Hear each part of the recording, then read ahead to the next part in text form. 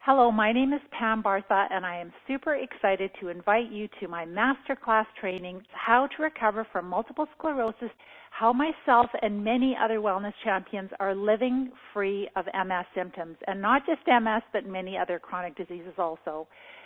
So how to get your health and life back, even if you were told that there is no hope for you.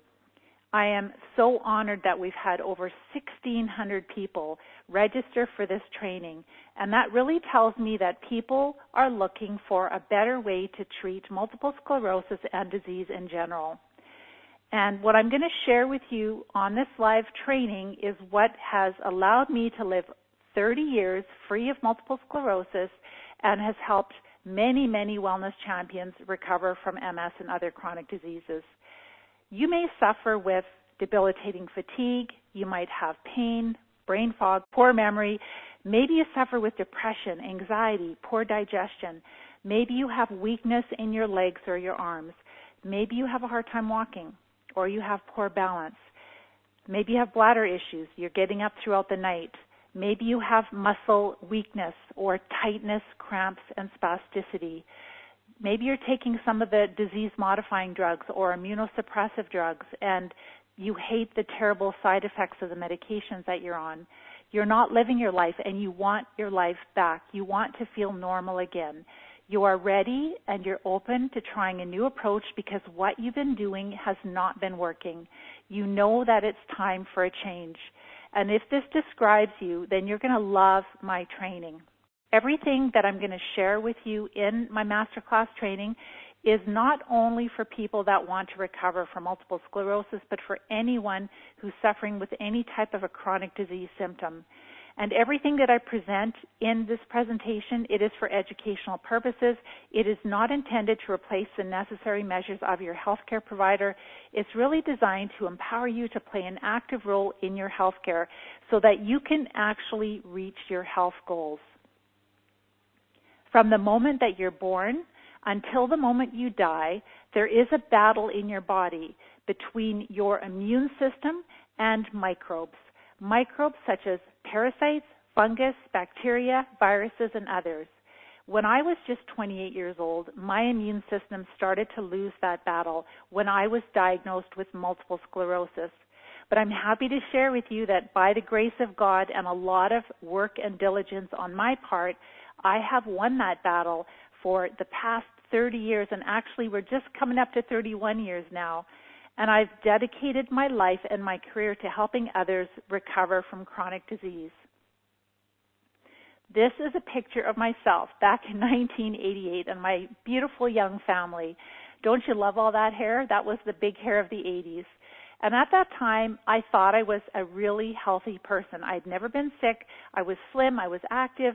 I rarely got the flu. I was a busy young mom. I was eating healthy, taking care of myself, having regular checkups. I was a little tired. I had 2 children under the age of 3.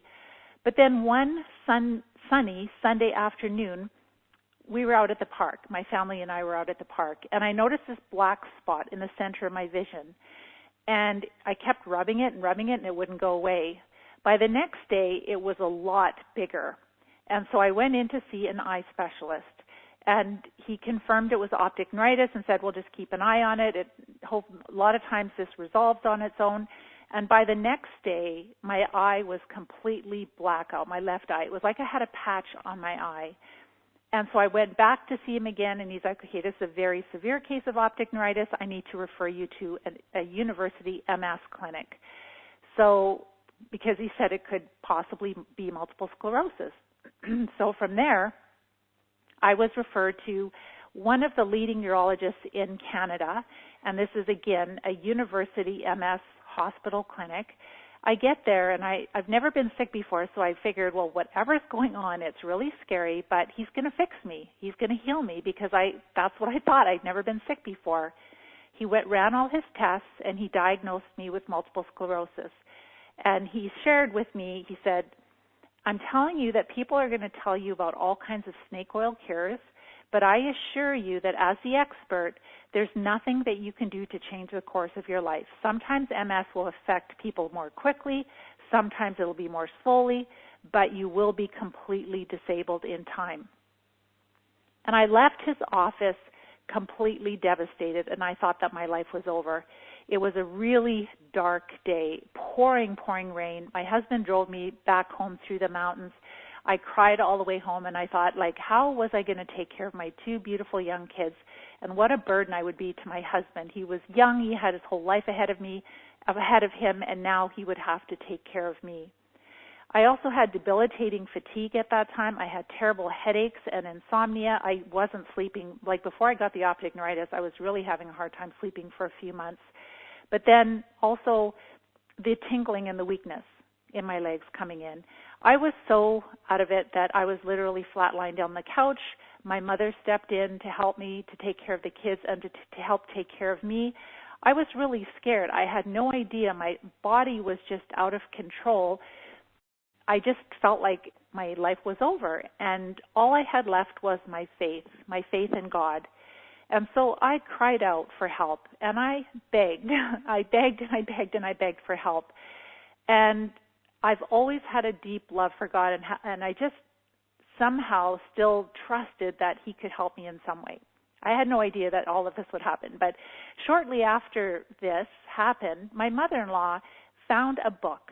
And she had no idea, she has no background in it. She just thought, oh, this book looks interesting, maybe it'll help Pam. So she picked it up and she sent it to me.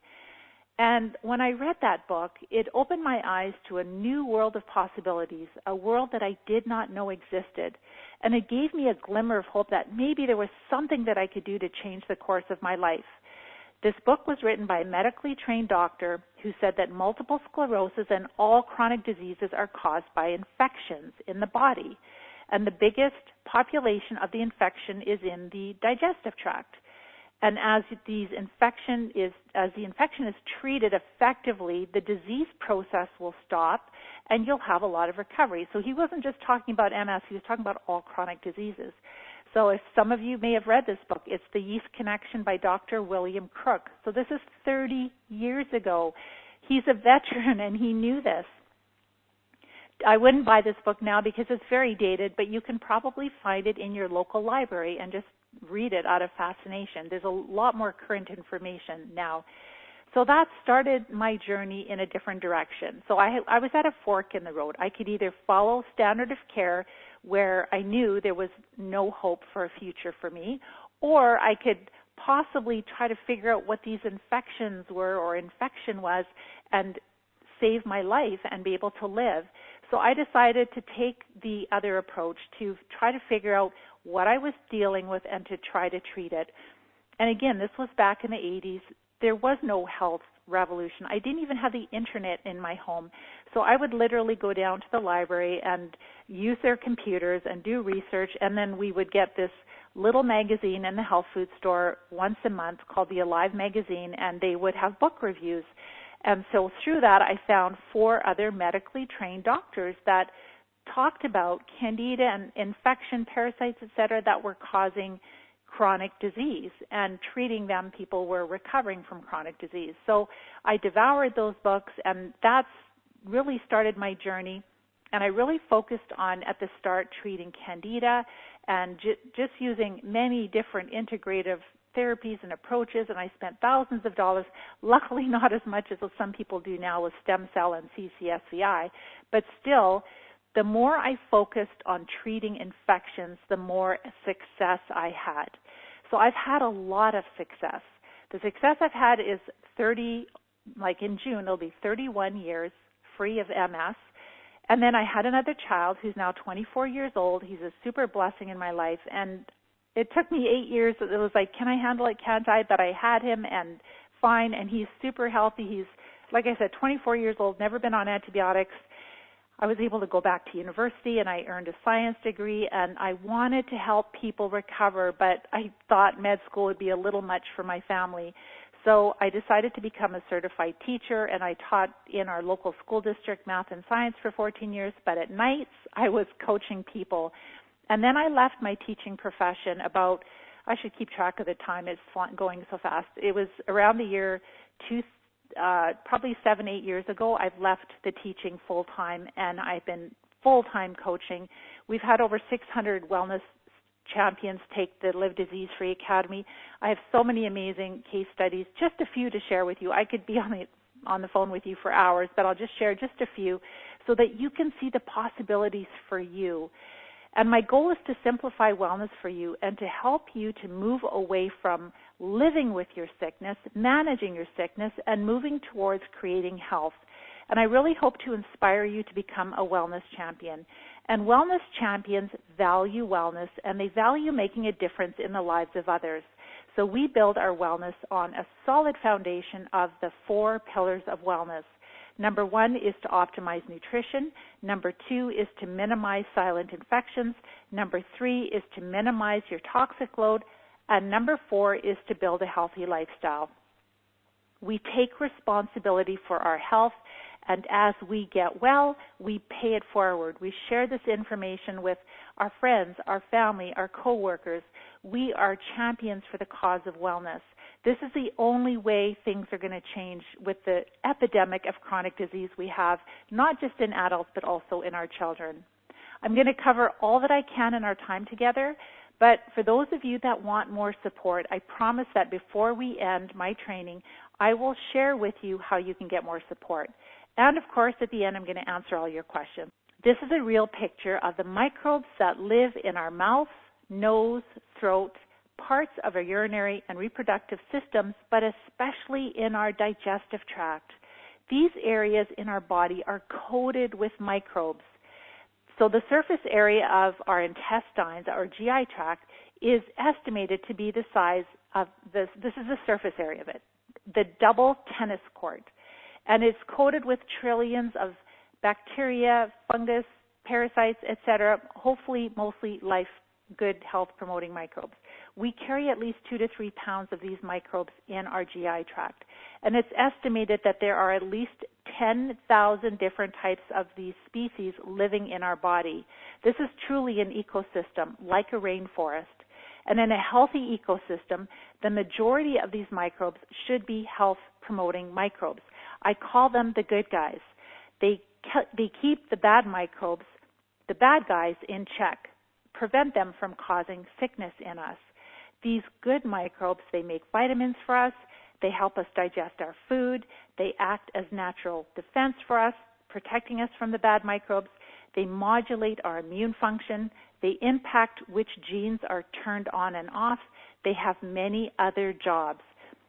Understanding how these health-promoting microbes that live in our body, how they affect us in health and in sickness, is one of the most heavily researched topics in science today.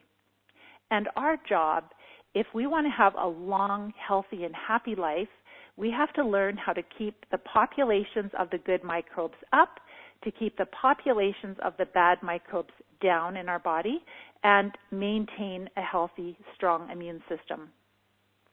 It's true that antibiotics have saved a lot of lives, but the overuse of antibiotics is the greatest factor that has devastated our ecosystem. When we take a broad-spectrum antibiotic, we not only target the bacterial infection that's making us sick, the one that gave us a sore throat, a cough, a fever, but the antibiotic also destroys our natural defense, the good microbes, the ones that protect us and keep us healthy. Many of the disease-causing bacteria, fungi, parasites, and others, the bad guys, they are not impacted by the antibiotics.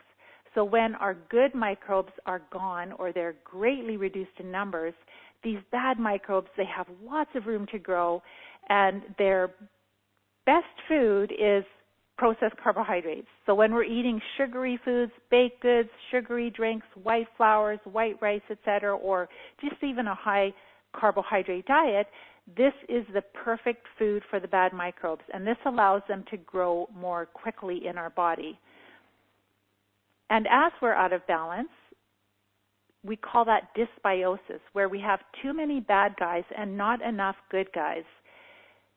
Now our good microbes are no longer able to defend us, and the sicker we become, the more out of balance we are, the sicker we become. We end up with silent infections, which are chronic, slow-growing infections in the body that our healthcare system does not recognize or test for at this time. They don't have good tests. They can't pick them up. So many of us suffer with these silent infections that move throughout the body, out of the intestines, into our blood, into different organs, all the way, for those of us with neurological diseases, these infections are all the way into our central nervous system. And so we may suffer with these infections and experience a continual decline in our health over the years as these infections become more populated in our body. There are many types of microbes that can make us sick: fungi, bacteria, parasites, big and small, and viruses. We're just going to take a minute or two to look at one type of fungus. So we know that there's at least 400 different types of fungus that can cause disease in humans, but many of you may have heard of Candida before. Candida is a type of yeast, which is a type of fungus. And Candida albicans is always present in our body, in our digestive tract, in small numbers if we're healthy, if we have a healthy ecosystem.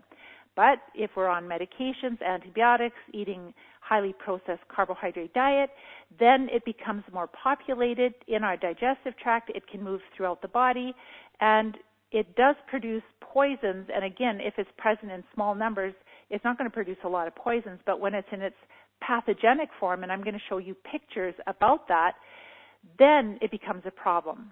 So we know that when we have fungal overgrowth, when we have a lot of Candida overgrowth in our body, it can produce a lot of alcohol, ethanol, which can cause brain fog and poor memory and can make us feel like we're drunk.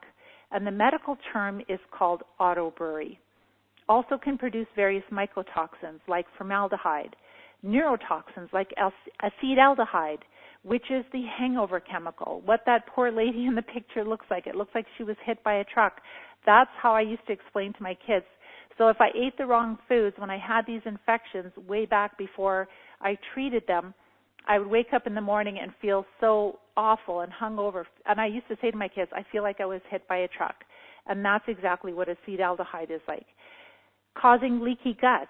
So these infections, including Candida, will help to cause inflammation and cause damage to our intestinal lining, where we end up having food and other things crossing into our blood, and we develop sensitivities to things like dairy and gluten. Candida can also produce lots of organic acids and making us acidic, and because we're acidic, then we also become deficient in minerals. When we treat these infections, we notice that our pH can really go up back to normal. And so it's not enough to eat an alkaline diet. We do that in recovery. It's mostly vegetables, but you'll find that you just can't get the pH to where you want it until you treat these infections or until you get them lower in your body. Candida can also produce these enzymes that destroy our antibodies, making us more susceptible to other infections. Yeast can also produce leukotrienes, which are the chemicals associated with asthma, where we have inflammation in the lungs and we have the constricting or tightening of the airways, and a lot of mucus is produced. They can also produce prostaglandins, which are the pain chemicals which we see in migraines, menstrual cramps, endometriosis, and premature labor. Prostaglandins are produced in the body by the infections themselves, but also in response, our body's response to these infections. And so what do? We grab ibuprofen to block the production of prostaglandins, when in fact we should be treating the infections that are causing our migraines and our other pain. Inflammation is really the war zone between our immune system and the bad microbes. And our youngest children are being hit the hardest by the toxins and the inflammation produced by these infections. We know that parasites can produce ammonia and amphetamines and morphine-like substances that impact their brain and their mood and behavior in horrible ways, and adults too. Silent infections are a major contributor to the epidemic of learning and behavioral disorders in our kids today, and the poor health of our children is a really big concern. Years ago, even, experts were saying that our children today, at least 50% of them have some type of health condition, and experts predict that many parents are going to outlive their kids. What do I see in my students that have multiple sclerosis and other autoimmune diseases? They have many symptoms of fungal overgrowth, not just Candida, but also molds and aspergillus. parasites, big and small, flatworms, roundworms, protozoa, bacterial infections, especially the Lyme infections, but also other ones, E. coli and chlamydia pneumoniae and many others. So if you'd like to look at some evidence that multiple sclerosis is an infectious disease, please visit my website, our website. It is livediseasefree.com, livediseasefree.com. In the main menu, you'll see that there's a tab saying research, and I've separated just a few studies, a lot, but it's not conclusive. There's many other studies, and it's really sad that there's all these studies showing that MS is an infectious disease, and the doctors don't know this yet. So please help me get the word out. If you have a different disease, maybe you don't have multiple sclerosis, then what you can do is just go online, go to Google, and look for PubMed, which is a database of research, peer-reviewed research, and type in your disease and infection, your disease and dysbiosis, your disease and silent infections. And you will see many, many studies done in the past 5 to 10 years linking your disease with chronic infections. Scientists have discovered that there are at least 17 different ways that bad microbes can cause inflammation and immune dysfunction in our body. Silent infections and dysbiosis are epidemic today because of the overuse of antibiotics. You may be wondering, how can I tell if I have a silent infection? And if I do have one, or if I have silent infections, how do I get rid of them? These 5 questions will give you a really good indication if you're dealing with silent infections. And we did send out a little sheet that you can fill out later, and you can fill it out for yourself and go through these questions. But number 1, have I used antibiotics in the past? For many of my students, they have not used antibiotics for years. But I'd like you to go back to before the age of 10. Did you have bladder infections? Did you have ear infections? Did you have your adenoids, your tonsils removed, or did you have tonsillitis? Were you using antibiotics in the early years of your life? Because for most of my students, that's when the damage was done, is sometimes before the age of 10. And then also in our teens, myself, I was on a broad spectrum antibiotic for acne for several months. And I believe for me that was really one of the biggest factors of why my ecosystem was so out of balance and why I ended up with MS. So please go back and just really think about your health history. Number 2, have I been on a cortisone-type medication or a blood pressure medication in the past?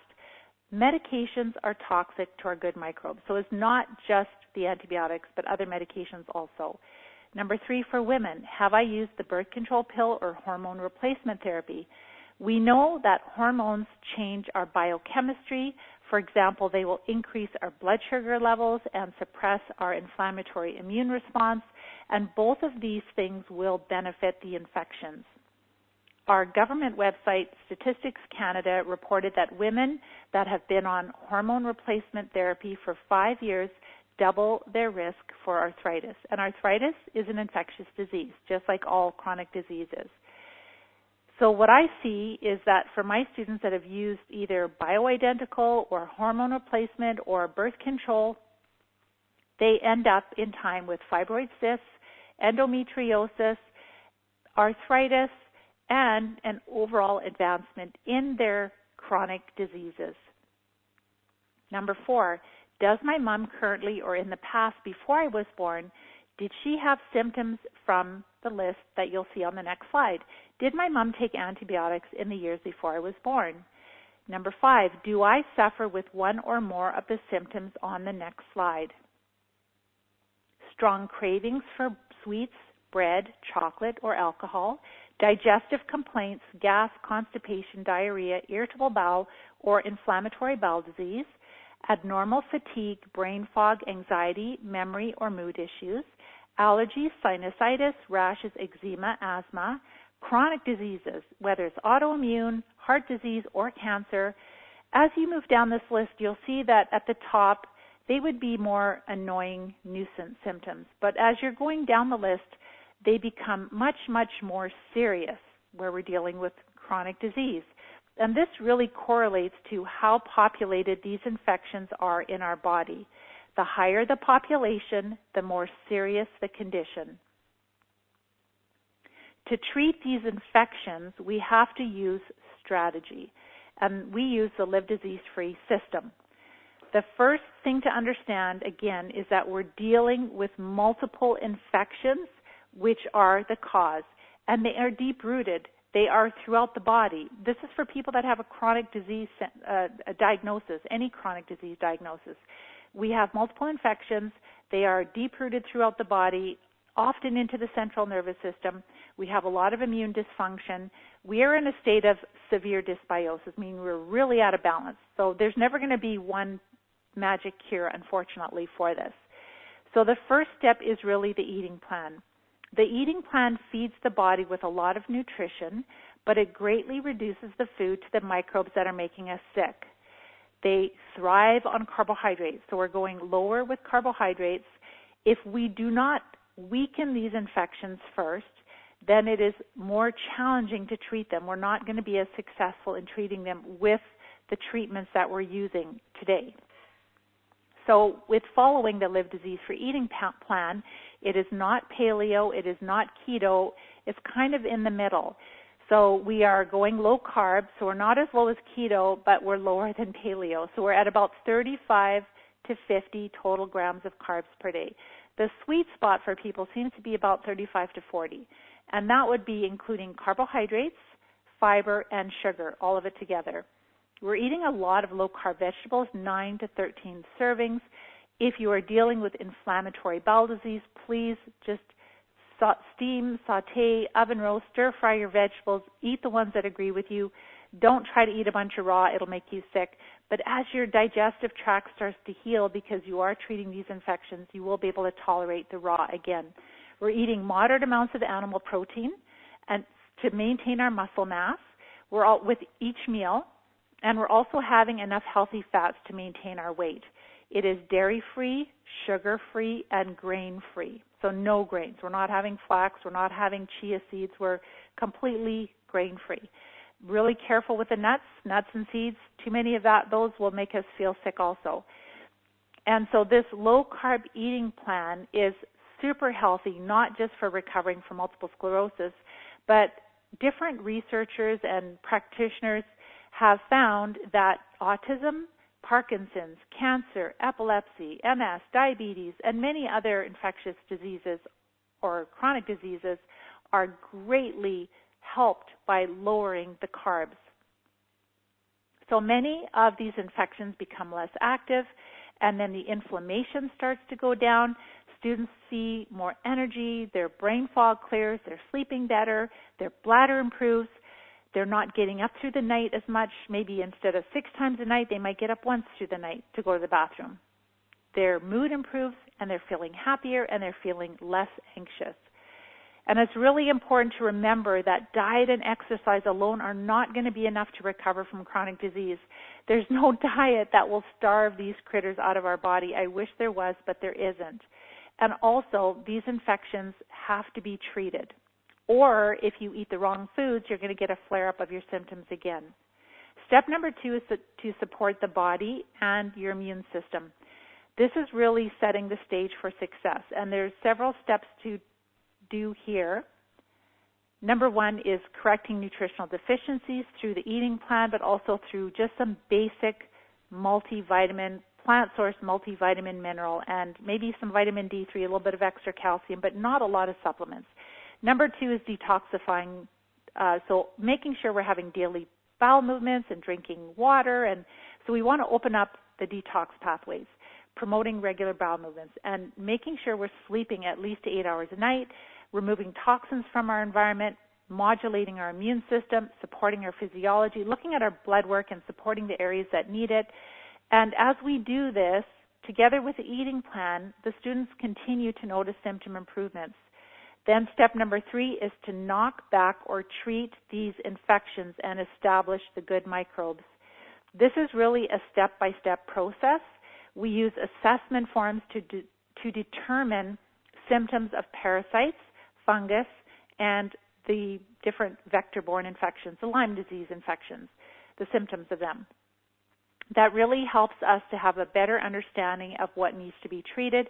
So we work with the students' health history and their diagnosis, obviously, and then also their symptoms. And we have like a 14 pages of symptoms that they check off. And so that really helps them to see what they're dealing with.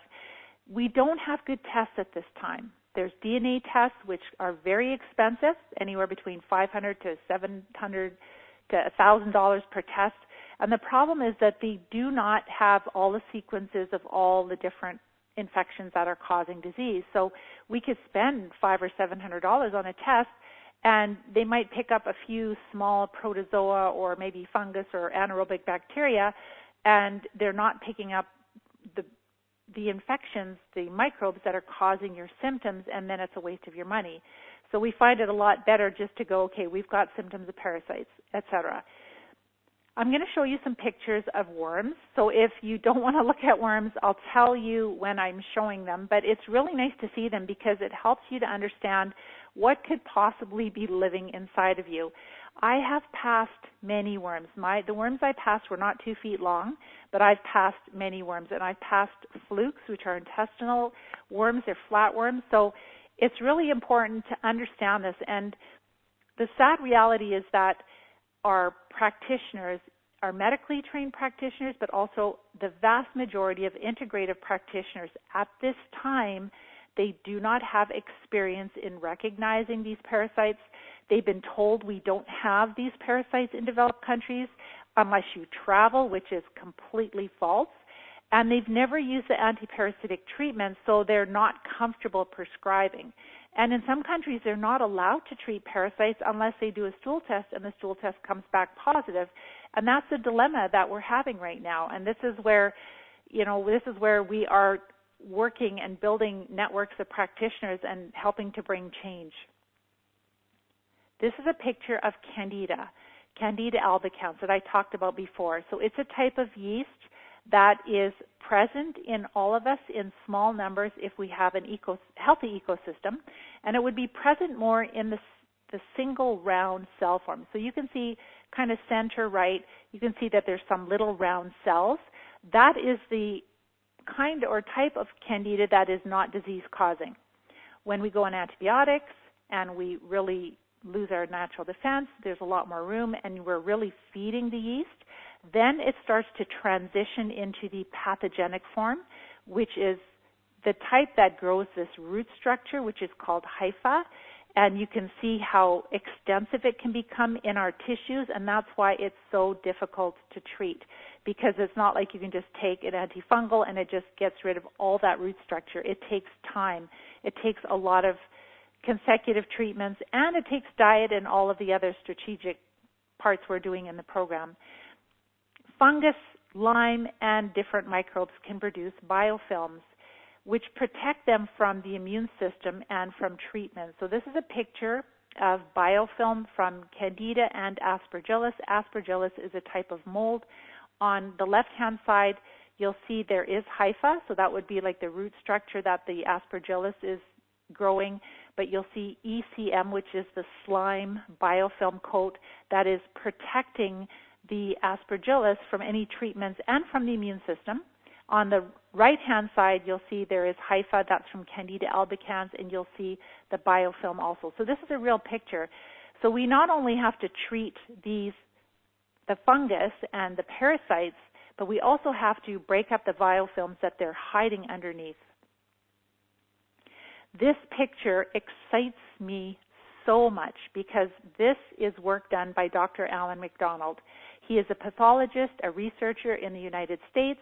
If you haven't watched my videos before or even listened to his lecture, I've got that again on the livediseasefree.com website under research. Go down to parasites and find the link there. It's a Vimeo. You could even just look for on Vimeo Dr. Alan McDonald, MS, and you'll probably find it there too. He examined the spinal fluid and the brains of 10 people that suffered with and died from multiple sclerosis. So these specimens are true specimens because they came from brain banks of people, so like they were confirmed diagnosis and cause of death of people that died of MS.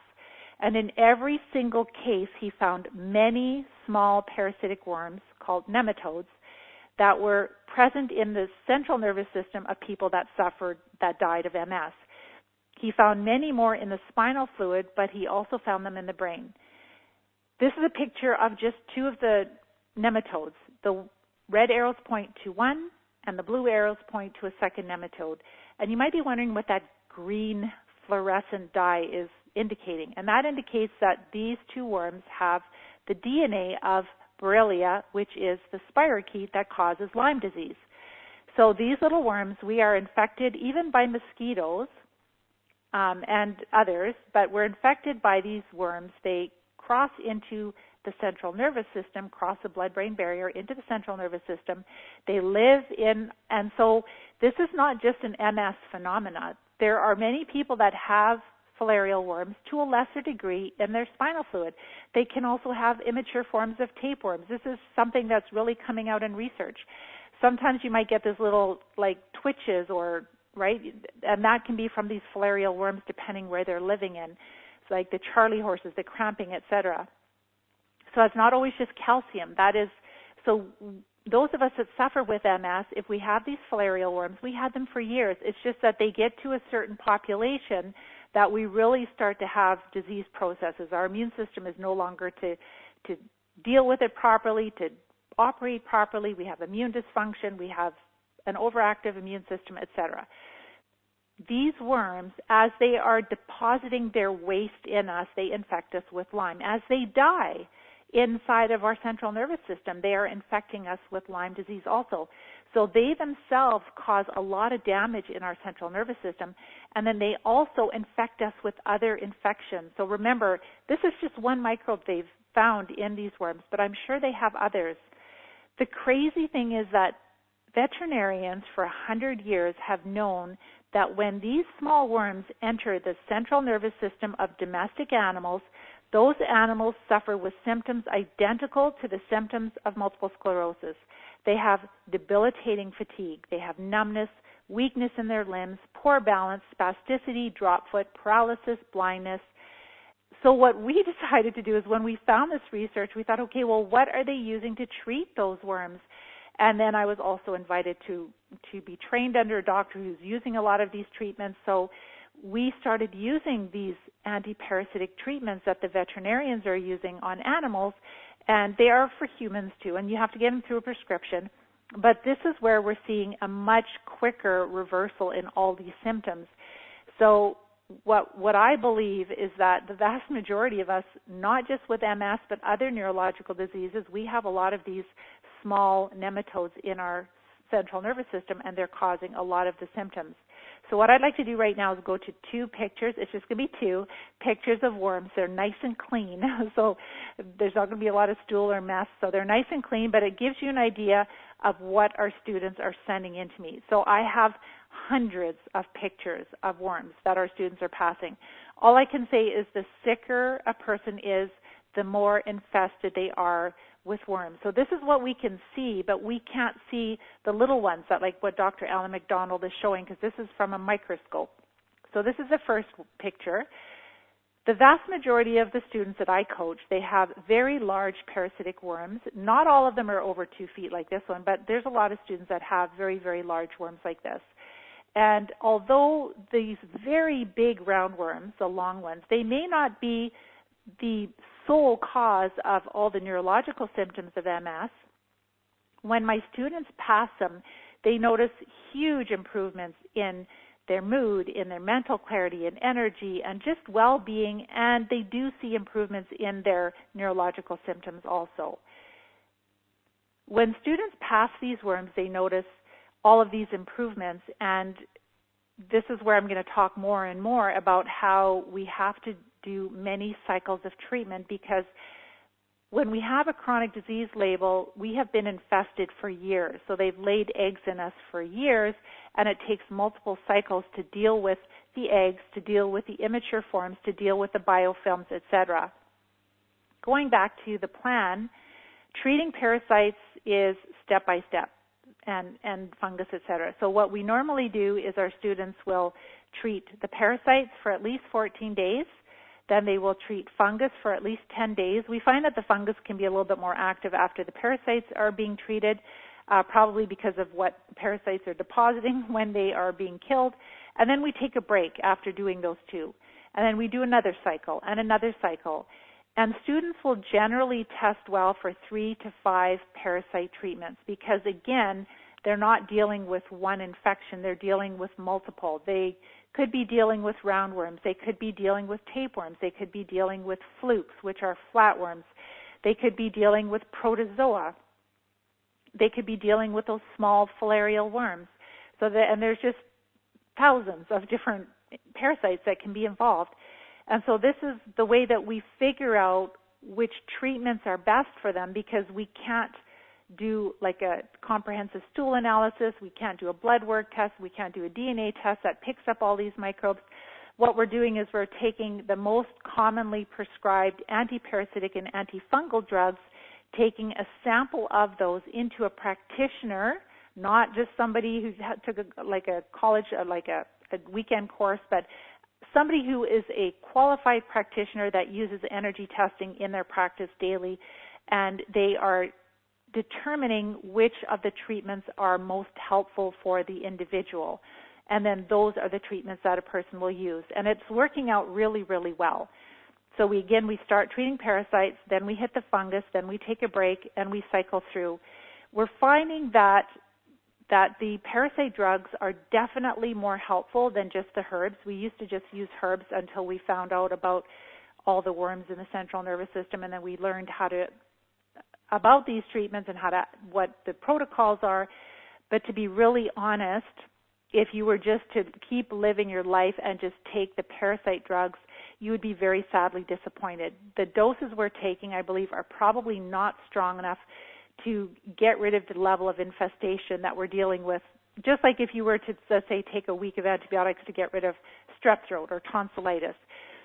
So the eating plan is critical. You have to weaken the infections first. You have to support the body first.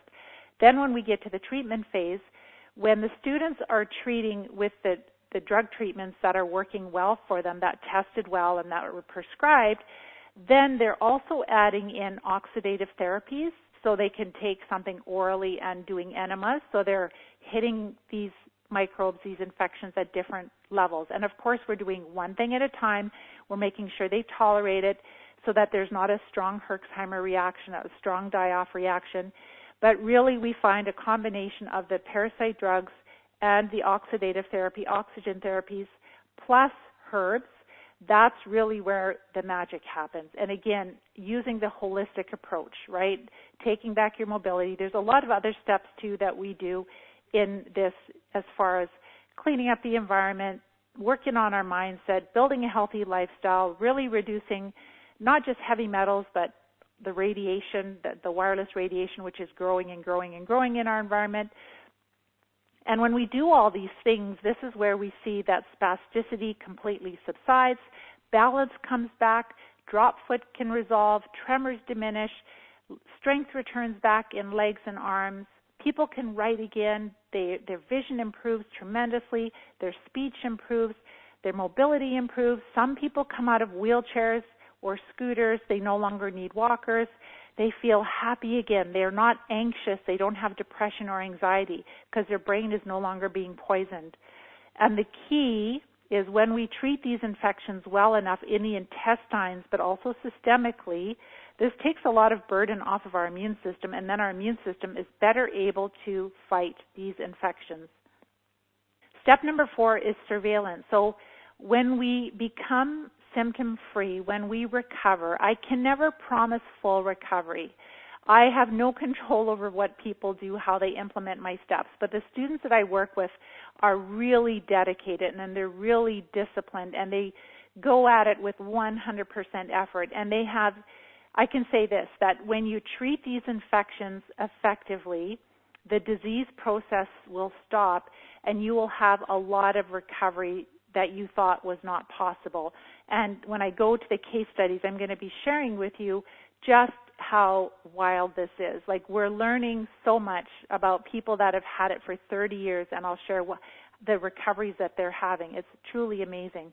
But as we treat these infections, and many of us become completely symptom-free and we go back to our life, we have learned how to manage the microbes in our body, and it's really important to be in this position of surveillance. So it's not like I did this 30 years ago and I just have beer and pizza every weekend.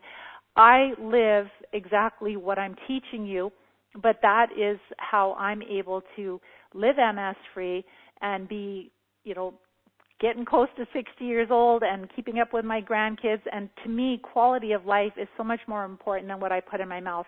And when you adopt these new lifestyle habits, you love eating this way. You love living this way. You don't want the other way because it made you feel lousy, right? Our health at birth is influenced much more by the microbes we inherit from our parents than the genes we inherited from them. This is very wise words from Dr. Klinghardt. Our body is a miracle. It is genetically programmed to know how to operate. We have to figure out what is interfering with our body's ability to run optimally, and we have to address this. We have to treat infections. We have to correct nutritional deficiencies, and we have to reduce toxins to support the body naturally so that it can do what it is designed to do. What a simple concept. And yes, men are wellness champions also. I have lived free of multiple sclerosis for the past 30 years. I've had an amazing life.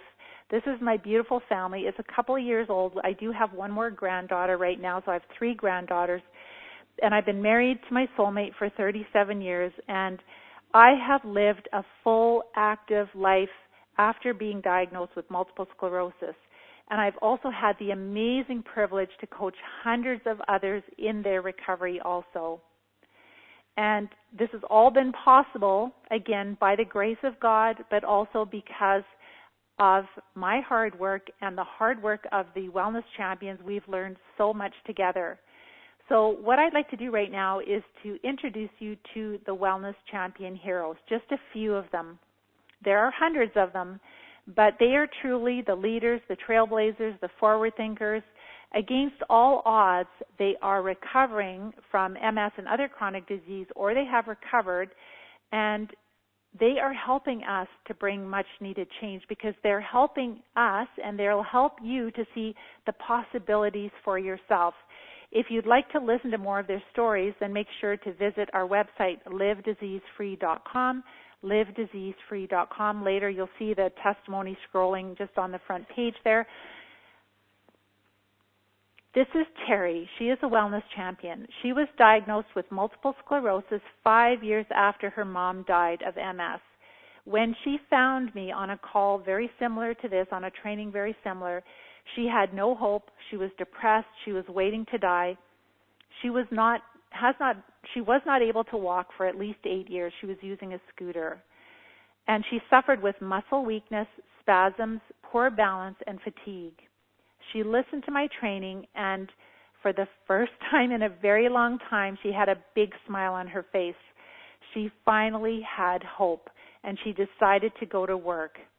And in just 90 days, she worked really hard, but in just 90 days, her spasticity was gone, her balance came back, she was able to walk with crutches first because she had very weak muscles from not walking for 8 years. And then as she was doing squats in the doorway and back on her bike, and she was then able to use crutches and then go without crutches. She was able to come off all her MS-3 medications in that period of time in the 90 days, working with her doctor. She lost over 45 pounds, which she wanted to. She lives on an acreage, and she was able to, she started in the winter, and by the spring, she was able to jump back on the tractor to mow the whole acreage. She was going through the rose bushes, and she had her balance back, and she was just having a great time.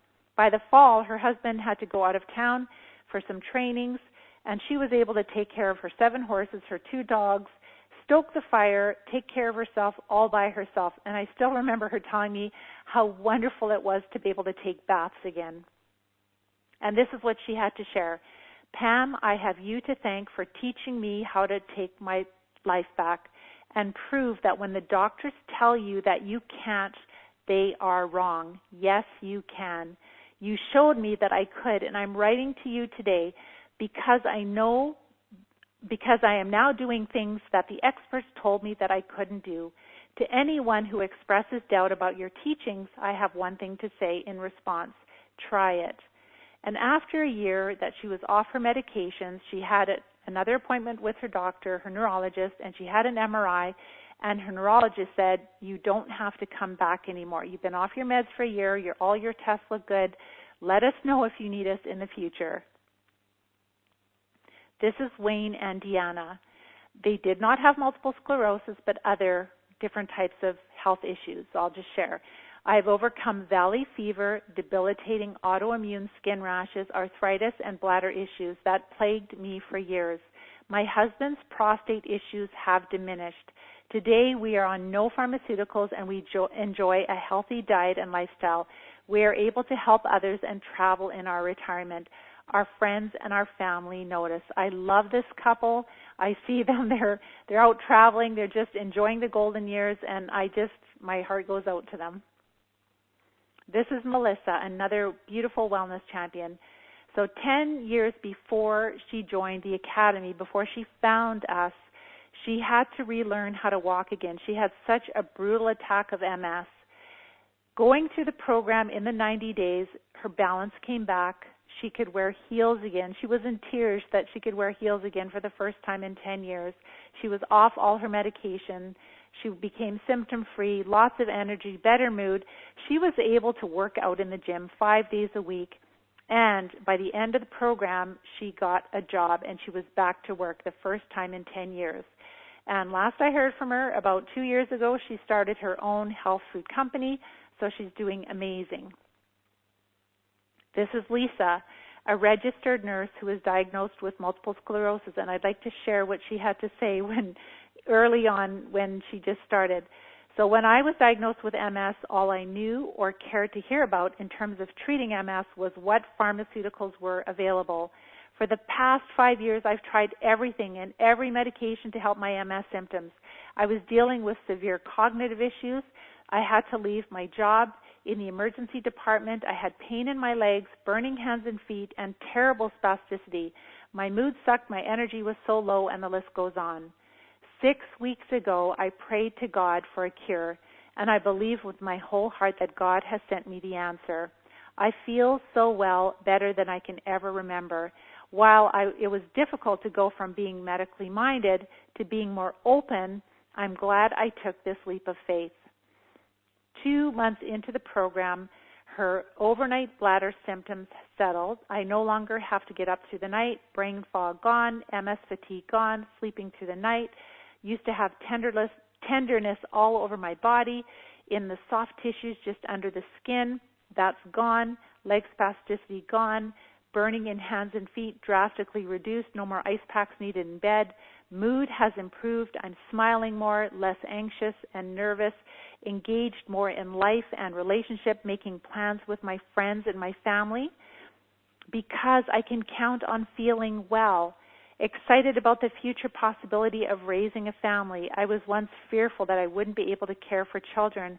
I am off all my MS medications. Praise God, she shared.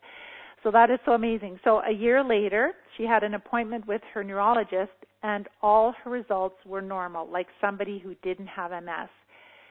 Before she treated these infections, when she had MS, she suffered with terrible cognitive impairment, and she would participate in brain studies. But after she finished the program, she no longer qualified to be part of the studies because her cognitive function was no longer impaired. It was normal and healthy. And the huge, exciting news is that she not only beat MS, but she corrected the infertility by continuing to treat infections also, because that's a big part of infertility. And she had a baby girl, and now she has 2 children, 2 little daughters. So this is her. This is a very, very recent picture. Her oldest just turned 2 years old, and she shared, I owe my daughter's health firstly to the grace of God, but also because of the work I did and continue to do with the Live Disease-Free program. My girls are so healthy and alert. People are always telling me how bright they are, and I just smile to myself because I know why they are excelling. My whole life and understanding are derived from your program, and it's changing things generationally for my family. Then there is beautiful Sarah, a young mom, married, 2 beautiful kids, and she shared, living with MS, I never knew what the next day was going to bring me, as I really thought I had minimal control over this disease, besides hoping that I would not have another episode. The anxiety over being a sick mom and one day not being able to care for my boys is why I decided to try this program. I'm extremely passionate about what has happened to me in the past 90 days. This program has saved my life. So Sarah went through the program, became symptom-free, and then that was, let me just see here, in the spring, after she became symptom-free, she did the MS bike tour, and she biked through the pouring cold weather in southern Alberta, or in the Edmonton area, so middle Alberta there. 180 kilometers. There were 500 people that started, and she was one of the few that made it. Freezing cold, lots of rain. And not only that, but she's continued to work at her health, at her physical health. And you'll see here that she ran her first 10-kilometer race a year later. And she shared, I truly feel that you saved me. I just ran my first 10K last night. I feel amazing. Everything. Thanks for everything. And then last year she ran her best time in 1 hour and 2 minutes. So she ran another 10K last spring.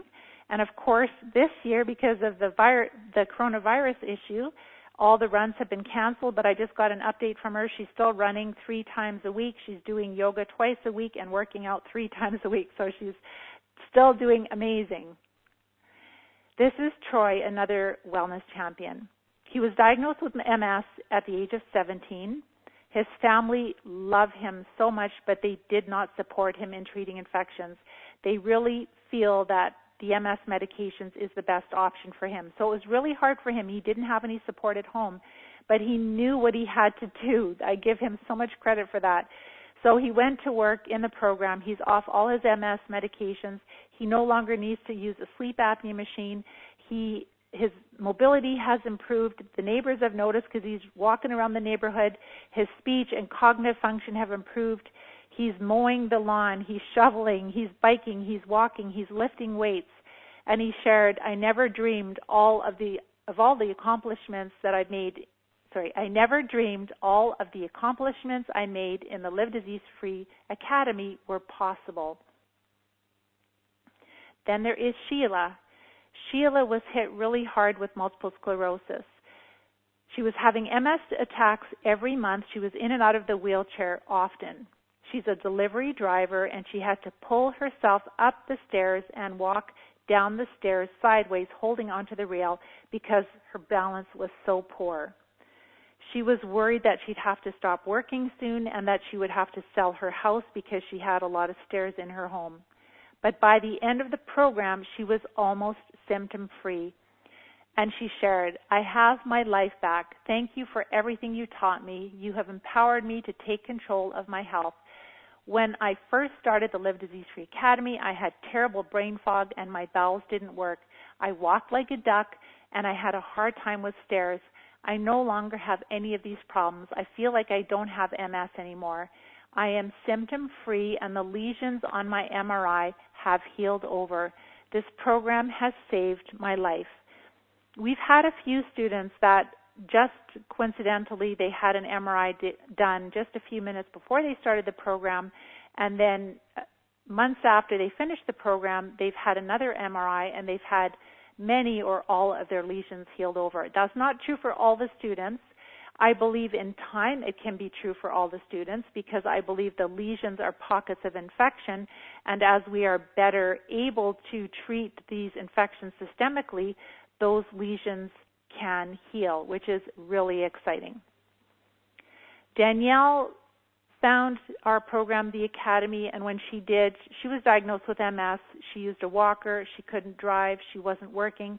She had terrible spasticity, weakness in her legs, pain, poor balance, poor memory, worked really hard in the program. When I say worked hard, it's not like physically impossible to do. It's just that she implemented what I taught with perfection. Like she just followed the instructions really, really well. And by the end of the program, she was able, or I would say, so the program is 3 months, so within 3 to 4 or 5 months, like her spasms were completely gone, her legs were strong, no longer needing a walker, good balance, pain gone, becoming symptom-free, then able to go back to work. So she can now hike, do jumping jacks, travel, go on holidays with her family.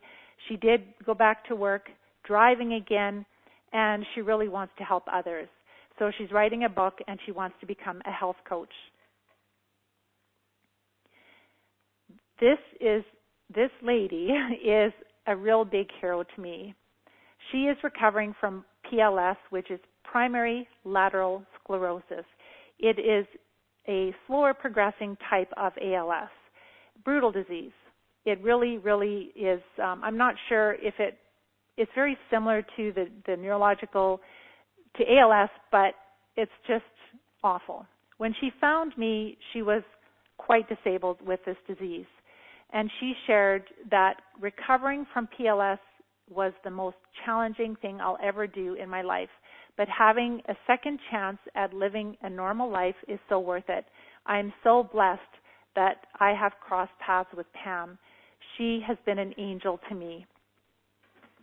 So what I want to share with you about her and the most successful students is that when they start to work with me, there is no question in their mind that they are going to recover. So for her, which PLS is an incurable disease, right? It's incurable according to standard of care, our medical system. And so for her, it's like she believes it's infections, it makes sense to her, and she's like, I'm going to beat this. There's no question in my mind. So she goes at it with that attitude. And I just wanted to share, this is a very recent update from her, just a couple, 3 weeks ago. And she keeps posting on our Wellness Champion group for the Academy, which is so wonderful. She posted one video of how she was able to jump up off the ground, which is amazing. And then another one just this past week of how much her speech has improved. She shared, on a scale of 0 to 10, where 0 is where I was at before I started the Live Disease Free Academy, and 10 is being fully recovered, I just increased my rating from 6.5 to 7. So she's gone from 0 to 7 with her improvements in PLS. Truly miraculous. I continue to have improvements. I'm feeling even more steady and grounded. I no longer feel that someone can knock me over with a slight nudge. I don't need my cane. My walking is feeling pretty good. I can walk up my mother's steep driveway without a cane. Previously, I had to hold on to someone's arm. Even my cane wasn't enough. My bladder has healed. No more urgency. In the past, whenever I thought about a plan for the future, I always thought about my limitations, and I wondered if the plan would actually happen. Now I don't even think about my illness when I plan for the future. My thoughts don't include any worries or limitations. Previously, if I had learned that I only had a few months to live, I would have thought, oh well, at least I don't have to live like this anymore. But now, I don't live like this anymore. More often, I feel like my old normal self and not a person with PLS. All improvements have come very slowly. Sometimes I don't even realize that I'm improving until later. Many times I find myself thinking, hey, wait a minute, wasn't that a lot harder to do? I started the Live Disease Free Academy with the belief that it was going to work. I was committed to following Pam's recommendations and guidelines to the program.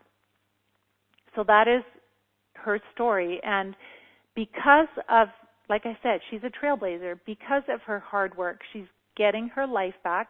She's still in the treatment phase. She's done multiple treatment cycles, but each time she's having more and more improvements. And I'm sure she is going to have full recovery. I don't see why she wouldn't, which is so cool.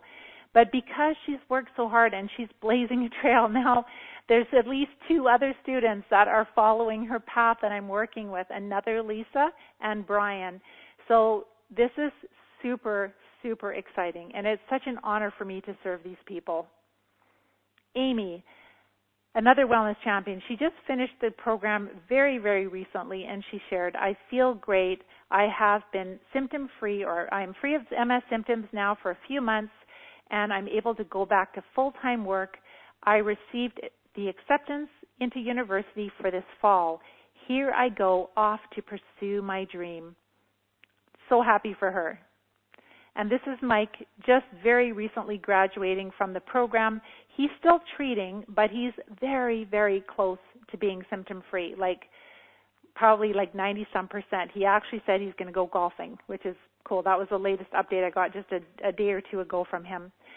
So he started off with fatigue, foggy head, poor memory, pain, depression, poor balance, spasticity, numbness, weakness in his leg, mobility impacted, used a walking aid, vision impacted, also suffered from overwhelming anxiety. I do see this in some of my students. It's like they're super, super anxious.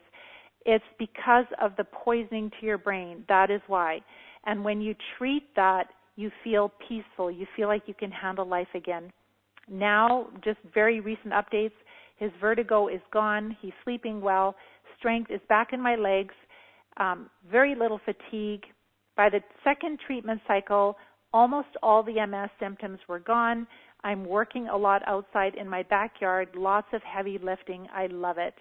And he also loves to go out in the desert for a drive with his wife on his side-by-side, and he's taking up golfing again, which is so cool.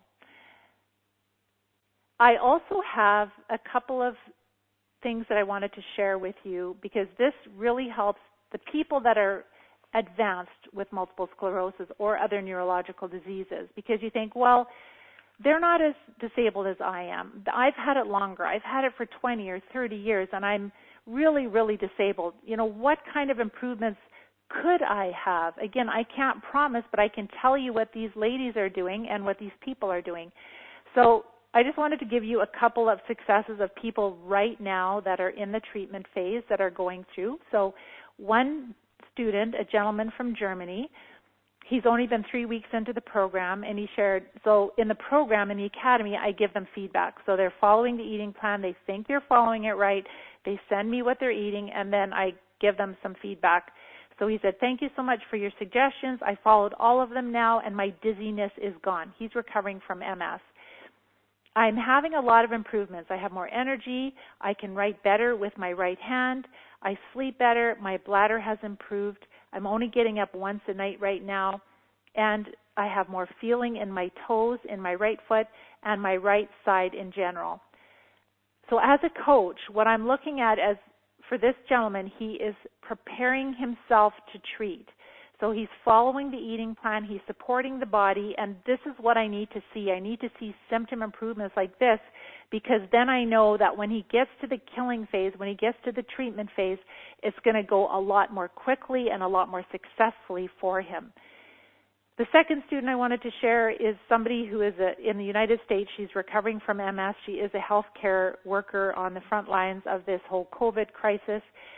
And she shared, so she's on her first treatment cycle. So she's followed the eating plan properly, having improvements, also supporting the body, then starting on the first treatment cycle. She was tested, and she found that she tested really well for 4 specific parasite drugs and 1 or 2 antifungal drugs. So she just finished 14 days of the first 3. So this is where I help the students to break it up. So we don't normally take all the parasite drugs together because it can be kind of hard on us. We can feel really tired and really nauseous. So we separate them so that we can continue to work and function and feel good. And we would only feel that because it's killing the parasites. Because once you treat all these parasites, you could take them and you can carry on exercise, work, and it doesn't bother you. But it's just, like when you're killing these big worms, etc., it's, they don't like that.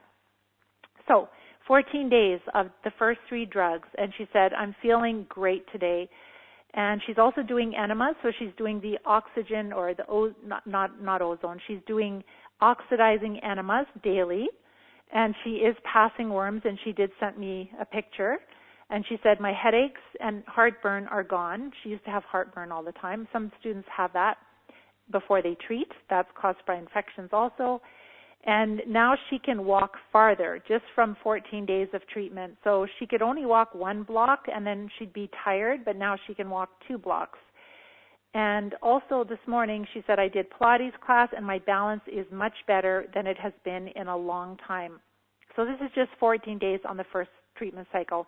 She's going to be doing at least 4 to 6 treatment cycles because she's not extremely disabled with MS. She can still work and walk, but we find that even people that have chronic disease, we've had these infections for a long time, and it's really recommended at least once you're past feeling symptom-free to do at least a couple more treatment cycles to get the egg burden down, for example. The next student I wanted to share, he's on his 2nd treatment cycle, and he has been using 3 antiparasitic drugs and then treating fungus after that with antifungal drugs. And he shared, currently I have a lot more drive and energy. I'm lifting hand weights every other day. It feels so good, and my arm strength has improved. I'm able to work outside more this spring. I'm able to lift my feet off the floor instead of dragging them when I'm walking or trying to walk, which is awesome. So this is amazing. The last 2 I wanted to share are 2 students that have had MS for a long time and progressive multiple sclerosis. So Susan is the first one. She has progressive multiple sclerosis, was diagnosed in 1992, and so for 28 years she's had MS. She has not walked in 18 years. Very, very disabled. Her hand is atrophied, like where she could not use it for years. And this is the update that I just got this past week. So, list of my improvements. I used to always have constipation. So now for a year, I no longer have had constipation. I have 1 or 2 bowel movements every day. I lost 35 pounds. I used to have difficulty swallowing my food and medications. I no longer have that. My left hand was atrophied. I can now open my hand and I can grip objects, and I can also straighten my fingers. My left arm was atrophied as well, and now each day I can straighten it more and more, and I'm gaining more control. The horrible pain that I lived with is almost gone. The MS hug, that really tight feeling like a belt around my waist, is gone. The electrical tingling sensation down my spine when I would bend my head forward is gone. I had prickly pain and skin waffling on the back of my thighs. This is gone. I can lay flat on my back and straighten my legs in bed. I can also roll over in bed when I go to sleep. I no longer have bladder issues. I used to have problems holding my urine. That's all gone. And then also, I haven't been walking for 18 years, and now I can stand for a few seconds. And through practicing, I am standing up for longer periods of time. Exercising is now much more easy. I'm not tired as I was throughout the day. I am stronger and more flexible. I can transfer myself more easily. I continue to get better, stronger, and able to stand longer. And I have been exercising and stretching daily. All the improvements have stayed in place. So she's maintaining the improvements, and she's getting more and more. It's not like she's gone backwards at all, and this has been in the past year.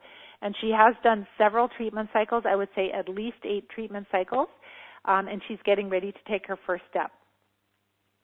Dana is another wellness champion that was diagnosed in 1994, progressive MS since 2012, used a wheelchair before she started the program, and she said, I've done at least, I would say 7 treatment cycles by now, because she put 5, but she's done a couple more. I have more energy. I wake up feeling more rested. My head is clear. My neck has improved. I can turn my head to the right without hurting. My throat is 100% better. I no longer choke.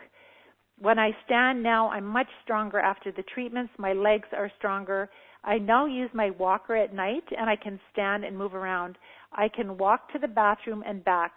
My right leg is also much more manageable. I can now sleep on my left side. My bladder is so much better. My right foot is no longer cold, so the circulation has really improved also, and I can move it around more. My arms have also improved, and before I could only shower in the morning because I'd get too tired, but now I can shower at midday and do it safely, and I'm able to get back on my bike, and I'm starting to build the strength in my legs. Looking ahead, I am certain that I will be walking again and then going back to work full-time in the near future. Standing feels so good, and I'm starting to walk, taking a few steps. So I honestly did not think that is possible. Because I don't know people that have done that have not walked for that many years, which is truly amazing. So this is a very, very exciting time for people that suffer with MS, because there is so much more recovery. And the key is we have to treat effectively, right? Not just, oh, I took the parasite drugs and they didn't work. It's like, no, you have to use all the steps. You have to use multiple targets, and you have to cycle through it, and you have to have that determination. It's like, I am taking my life back. And that is the key. So why is the Live Disease-Free system so different? The secret to the success of the Wellness Champions is that they are treating the root cause of disease. They are treating the infections that are causing their disease symptoms. They are correcting nutritional deficiencies. They're also reducing toxicity. But most of the toxins are coming from the infections. And they're using a holistic approach. The key to doing this in months versus years is, number one, you have to be a good implementer. You have to follow instructions. But you also have to work closely with someone who has accomplished what you want to accomplish. And you must have guidance through this process to make sure that you're doing the right things. So when you treat the root cause, which is infection, and you also get the right support and mentorship, then you can recover more quickly. Now I'm going to show you how you can turn this life-changing information that I just taught you into a lasting transformation, how you can get your health and your life back and become a wellness champion. Imagine if you really understood the types of infections that were making you sick, and you had a step-by-step plan to treat the infections. You had a lot of support and guidance while you were building your plan to treat these infections and recover as quickly as possible.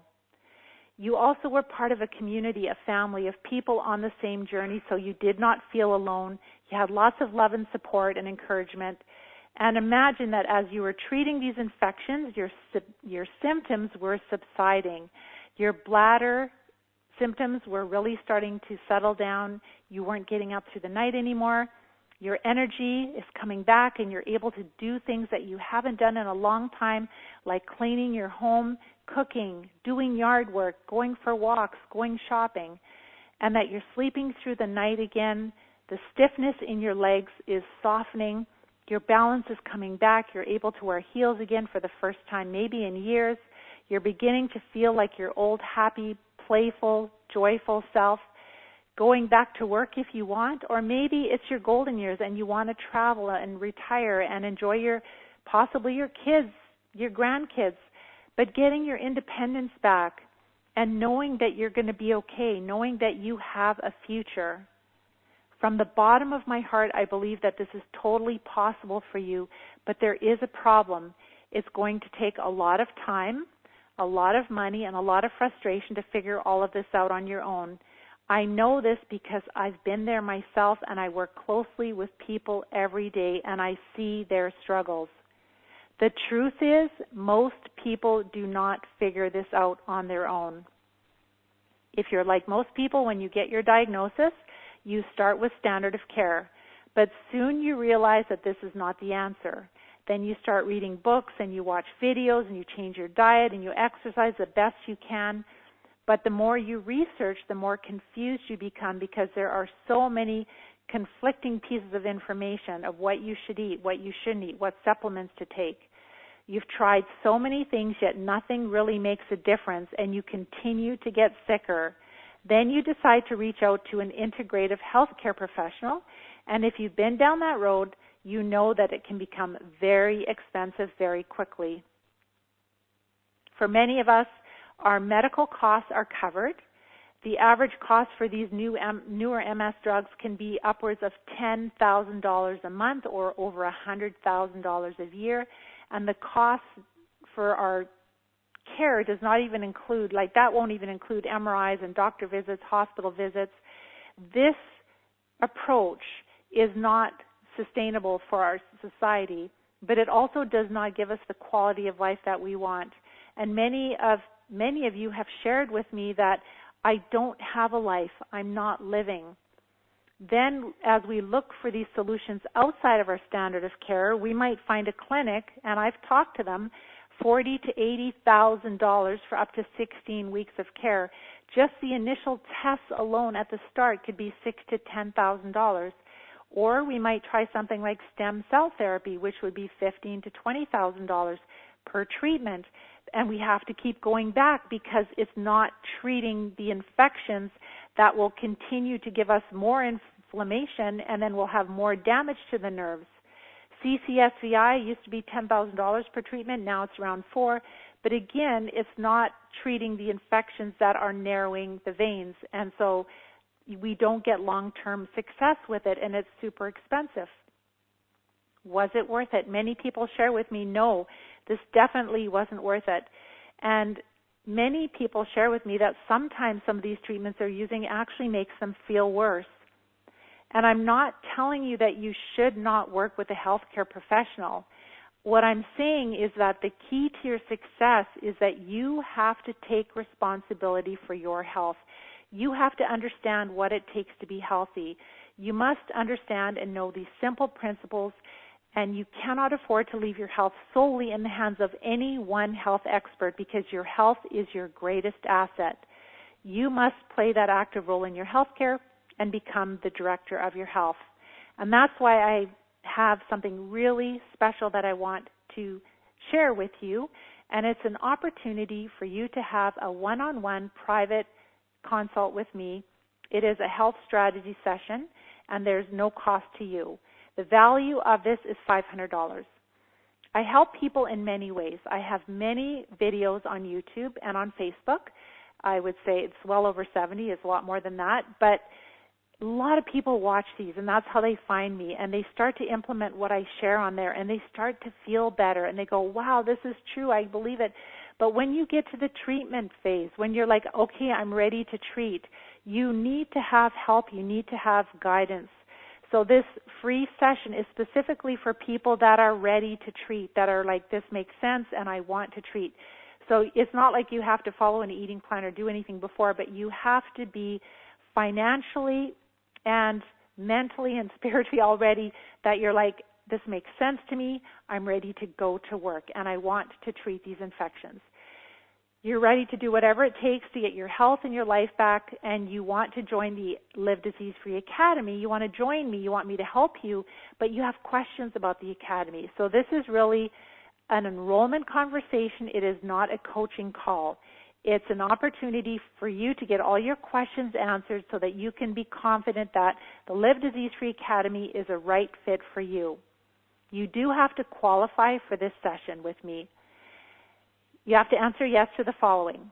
Number 1, I am sick and tired of living with disease. I am done with it. Number 2, I'm willing to do whatever it takes to beat this. I'm committed to making all necessary changes in my life. And I am prepared to invest both my time and my finances into my health. And I want to get better as quickly as possible, and I need a step-by-step plan to guide me. I want support through this process. I don't want to be slowed down, making mistakes, confused. I know that it's going to take work, and I am committed to doing my part. I know it's going to be worth it, and I am so ready. And I know that the success that I have is really on how well I implement what Pam teaches. My success is up to me. If you answer yes to these statements, it tells me that you're at that place where I can really help you, and then that free strategy session would be applicable for you. So if you're ready, then make sure to click on the link that is beside or below this presentation. You can also probably click on the slide. And if you're on the phone, then you can just go to, do a search, or not a search, but go into the URL and type in session, session, .livediseasefree.com, and that is going to pull up a form, and I'll talk about the process in a minute. So again, if you're on the web, then you can watch, if you're watching my slides, you can click on the slide, you can click on the link beside the slide, and that'll take you to the form, and you'll fill that out. Please remember that we've had around 1,600 people register for this training, and these strategy sessions are really only on a first-come, first-served basis. And I've opened up some spots for you. So if they're all full, by the time you fill out the form, I'll go through the process, but if it's full, make sure to email us. We'll make sure that we fit you in. There's always, things that get moved around. But make sure that if you're at that place that you're really ready and you want to join me, to make sure to click on that now and fill out the form. I'm going to answer your questions in a few minutes. So the process is, number one, you click on the link, or you type it in the internet, session, session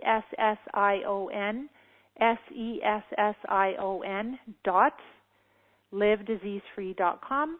So session.livediseasefree.com, or click on the link. Fill out the form.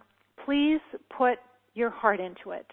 Please show us that you're serious. Like if it's just like 2 little words and we're like, oh, I don't know if this person is really ready or serious. But if it's like where we can see that you are committed, you're serious, and you're ready, then, and I wanted to say too, as you're filling out the form, make sure you fill out all of the spaces that have an asterisk, because if you don't, then the form will not be submitted. You'll get an error and you'll have to refill it.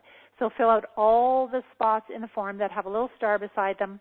When you hit submit, we receive the form on our end. My team will review the form, and then if they feel that you're ready, they will send you an email. So please keep an eye out for emails from us. You will get an email either way. So number one, if you fill out the form, also check your spam folders and your, spam folder and your email, because sometimes things end up there, but it should end up in your emails. And then when you get that, there will be a link for a coach-a-thon. So please listen to that, because that talks about all the details of the Academy. And that tells you the steps we're going to take, what's all involved, the cost. It's important that you listen to the coach-a-thon before you and I meet, because then you'll have really clear questions about the Academy. You'll know exactly what we're doing. So again, fill out the form. Make sure to fill out all of the boxes that have a little star asterisk beside it so that it's submitted. Then wait for, it'll probably be later on today that you'll get an email from us. And then when you see that, watch the coach-a-thon and book a time in my calendar. Because again, that is first come, first serve. And so book a time in my calendar that works for you. If you are living in a place, maybe Europe, or with work schedules, and maybe there's a time that's not available for you, that will work for you, then just email us at info. We will work you in. We'll find a way to help you. But the key is, number one, fill out the form properly, look for our email, watch the coach-a-thon, and pick a time in my calendar. And when you submit that for the time or appointment time, make sure you get a confirmation email. If you didn't get a confirmation email, your time is not booked, all right? Why do people appreciate working so closely with our team? First of all, because I have personally ended chronic disease, multiple sclerosis, in myself, but we have helped many others do the same. We teach people how to tackle the root cause of disease. That way you're going to have the greatest quality of life and health. 30 years of my own journey and 20 years experience coaching others, I'm very good at troubleshooting, figuring out why people are not getting well, where they get stuck.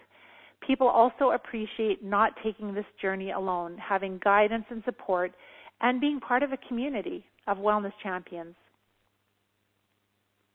This is an extraordinary time in medicine, because those people who have provided health care in the past, those will be family doctors, are not going to be people who created health in the future.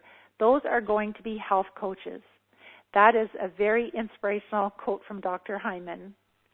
So again, what our Wellness Champion students are doing is that they are moving away from managing disease. They're overcoming, recovering from their chronic disease, and they are literally creating health. It's about giving yourself a chance to start dreaming again, and for some of you, a chance to start living again. And it's not just about living disease-free, but it's about living the life that you are supposed to live, the life that you are destined to live, to fulfill your purpose of being a mother, a father, a husband, a wife, and a grandmother or a grandmother, a friend, living your life so that you can make that difference in the world that you are supposed to make. So if this presentation excites you and if it makes sense to you, then and you're ready to treat the cause and take back your life, then make sure to take advantage of this free session. It's very popular and the spaces are limited, so don't wait. Fill out the application and go to the link. Click on that link now. So that wraps up our time together, and I'd really like to thank you for spending this time with me. It means a lot to me, and I hope that this really makes a big difference in your life, and I really hope that it helps you to see that you don't have to live with this disease. There is a better way to treat it, to recover. There is a way to recover. You don't have to live with chronic disease. So I'm going to go to your questions right now. So John, you don't have MS, but will this approach help with other autoimmune diseases? Yes, it does. How do I know that? Because people that have MS, they usually don't just have multiple sclerosis. So a lot of them will have diabetes, they will have inflammatory bowel disease, they can have arthritis, they can have cancer, epilepsy, pretty much everything. And what I see the most is that the longer they've been on these disease-modifying immunosuppressive drugs, that weakens our immune system so much that we are more susceptible to other infections, and different microbes like to live in different bodies, different parts of the body, which will cause different symptoms, and then we have a different disease label. So yes, it is for any chronic disease. Robert, how do I get rid of spasticity? Again, the eating plan, a lot of students notice that that starts to help reduce the spasticity, but the biggest improvement or getting rid of spasticity is really in treating the infections effectively that are causing it. So infections are causing your spasticity, not diet, not lack of exercise, not lifestyle. It is infection. And as you treat those infections, the spasticity subsides. Barbara, can this help someone with MS and type 1 diabetes? Yes. We see that students that have diabetes and MS, that their diabetes symptoms will actually subside even before the MS, just with the eating plan. And this has been known. There is this wonderful doctor doing a TED Talk years ago on YouTube. You can find her. And she found that just by going low carb, so she wasn't treating the infections, which you need to do if you want to totally recover, because otherwise you'll get symptoms when you don't eat right. But she found that just with the low carb eating for diabetes, that she was able to help her patients come off of, like they had it for years and years, diabetes, and they were on a lot of medications, and they were able to come off all their meds and be symptom-free. So with our students, that is the case. We've had multiple students that have MS and diabetes. Is Crohn's disease or glandular fever a cause for multiple sclerosis? No. Crohn's disease is inflammatory bowel disease, meaning that you're really out of balance, or the person is really out of balance in their intestines. So they have certain infections that are causing this inflammation. And again, remember, inflammation is the war zone between your immune system and these infections. So again, when we have chronic disease, like even Crohn's disease is not just one infection in your intestines causing it, just like MS is not just one infection causing that either. So the key is that you have to, Kylie, just take this as a holistic approach and say, okay, I'm really out of balance. I've probably got big parasites, small parasites. I've got different types of fungi. I've got different types of bad bacteria out of balance, and I need to clean up this mess. I need to deal with all of it. And again, we do it just step by step. So we first stop feeding them, then we support the body, then we look at our symptoms to see, what types of infections we have, and then we start to treat. So for someone like yourself, it's very important that you don't eat a lot of raw vegetables. Like, you probably don't tolerate them at this time. So you eat the vegetables that we have on our shopping list that agree with you, and you cook them, saute, steam, and stir fry, etc.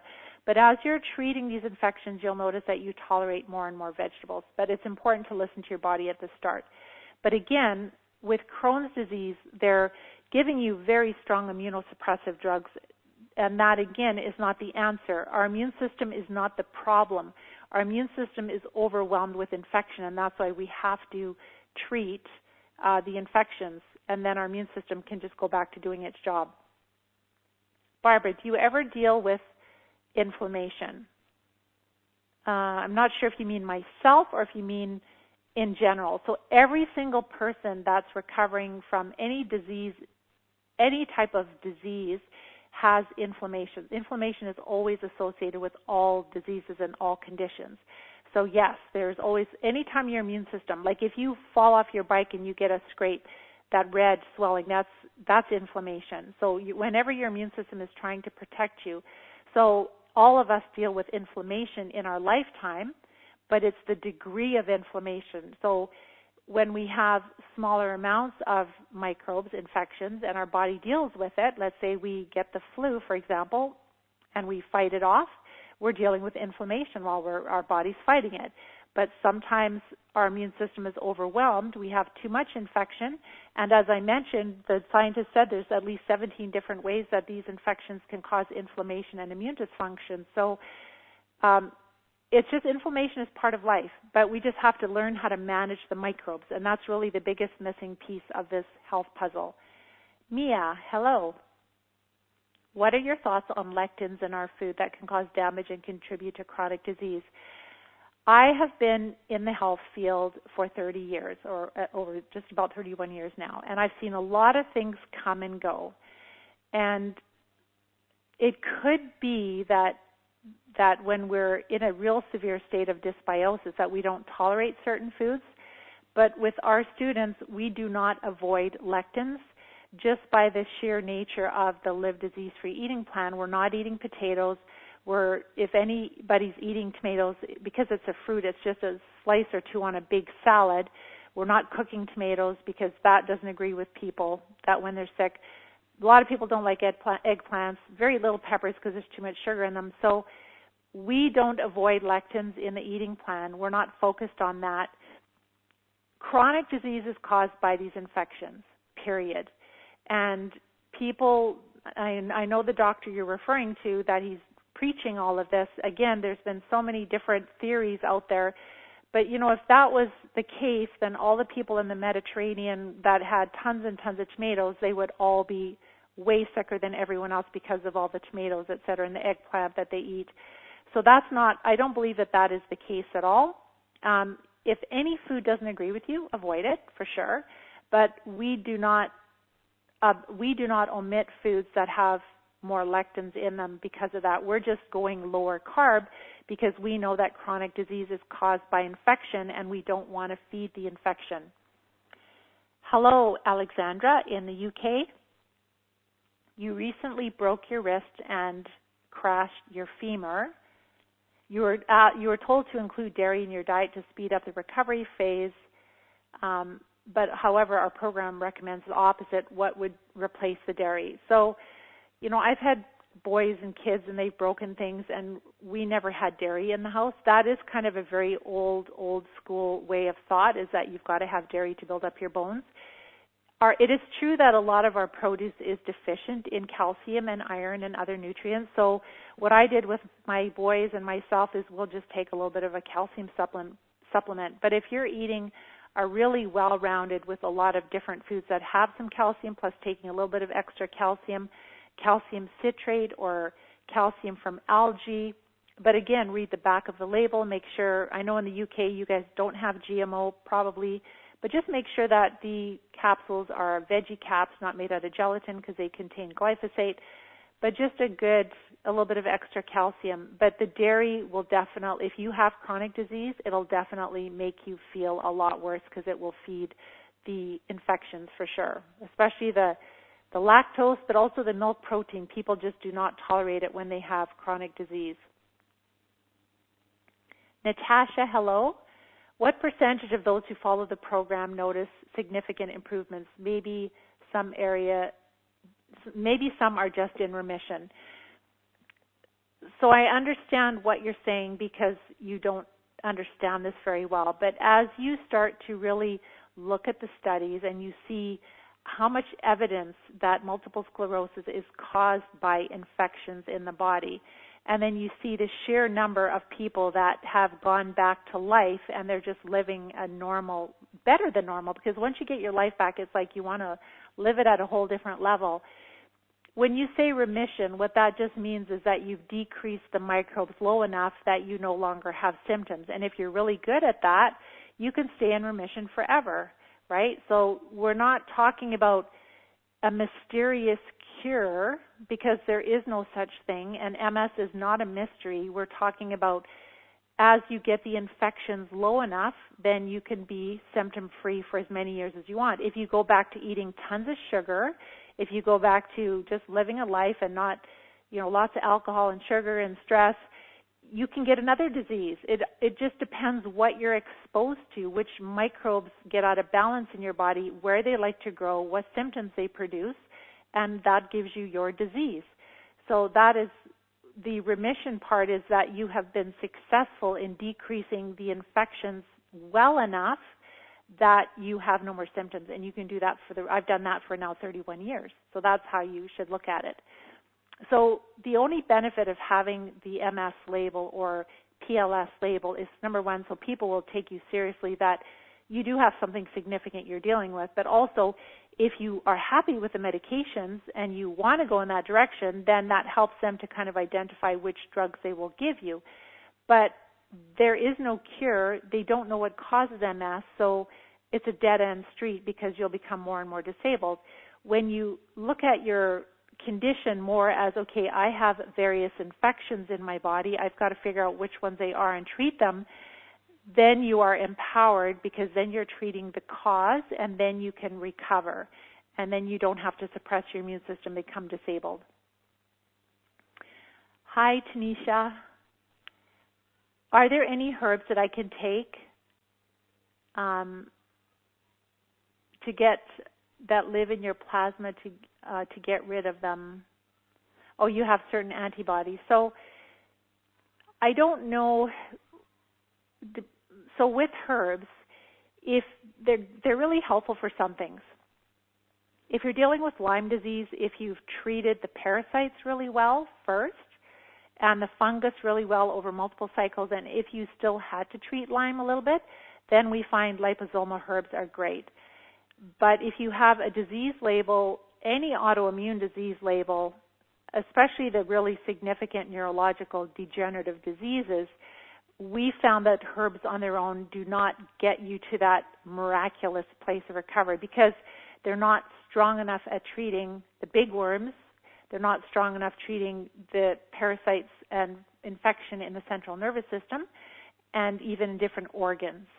So that is why we're using, and even the drugs themselves, but the doses that we're using, we wouldn't be having the success if we didn't incorporate a lot of things together. And so the key is that there is no, I know a lot of people just like to kind of go on a candida diet for a few weeks and take a bunch of herbs and, I've cleared the candida. If you have chronic disease, you haven't even touched it yet. I showed you how extensive the root structure is. It takes a lot of time and work. And again, if you don't get rid of the parasites, they keep depositing waste in you, and that's a perfect breeding ground for fungus to keep growing. So you want to change the environment so fungus isn't very happy living there. You want to stop feeding it, and then you want to be treating it on many different levels. So unfortunately, there's a lot of good antimicrobial herbs. There's oil of oregano, there's olive leaf extract, there's grapefruit seed extract, garlic, many of them. But again, and wormwood is anti-parasitic, and cloves and black walnut. But we have found that when you're recovering from chronic disease, you might get some benefit, but you can't get rid of the parasitic infestation with that alone, and you will continue to have the disease. May progress a little more slowly, but unfortunately you'll still have it. Fred, hello Fred. Your family member suffers with many different types of chronic disease. What can we do to get better as a family with these issues? So Fred, what a lot of people do is that they'll join the academy, so the sickest person joins, and I coach them, And everything that is in the program, they can share it with, I'm totally fine if they share it with their children and their parents, etc. Because I want, like I said, it's just really important that our families get healthy. This is a new way of thinking. So when, like, I'm almost 60, I'm not quite 60 yet, but I'll be turning, 61. Yeah, I'm getting there. But the key is that throughout my young years, I just thought that you're just going to be healthy, right? And if you get sick, it's like something mysterious, and it's not going to happen to me. But what we've learned now, because that was a real falsehood, and I thought doctors could cure me. But what we've learned now is that one of the most important skills that you can learn is how to take care of your health, and that's what the Academy does. So that once you learn it from me, you don't need me anymore, and you have that for the rest of your life. You know what things are helpful, you know what things not to spend money on, and for some of your family members will be on board more, others will not, but for the ones that are not, you can just plant little seeds and let them come around when they're ready. But really, it takes some person in the family like yourself taking the reins and getting really healthy and then just sharing information with them, right? Mia, you're taking an immune-suppressing MS drug. Do you know of an immune-modulating supplement that you can take? No, there's nothing that can offset what you're taking. So I'm not sure which one you're taking, but for example, Gilenya will trap your lymphocytes in your lymph nodes. So they'll only keep you on that for a while, and then they'll say, oh, they're too dangerously low, we'll switch it. Tysabri and I believe Tecfidera, they prevent your T and B cells from going into your central nervous system. And I know that Ocrevus and the rituximab, those two will wipe out your B cells.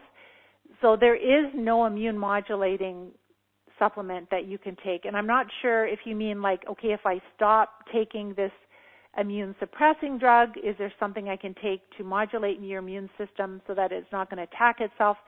And that is the craziness of what we've been told, is that once you follow even the eating plan, that is immune modulating because the inflammation is starting to go down. So all we need to do is we need to, number one, stop feeding the infection. Inflammation goes down. That's immune modulating. Support the body. That's immune modulating. Treating the infections, that completely modulates. Then your immune system is like back to its happy self. It can just treat infections. So our immune system is not the problem. Our immune system is overwhelmed, and we need to help it. We need to take the burden down. It's kind of like a war that is out of control where the enemy has taken over, and that's really where we're at.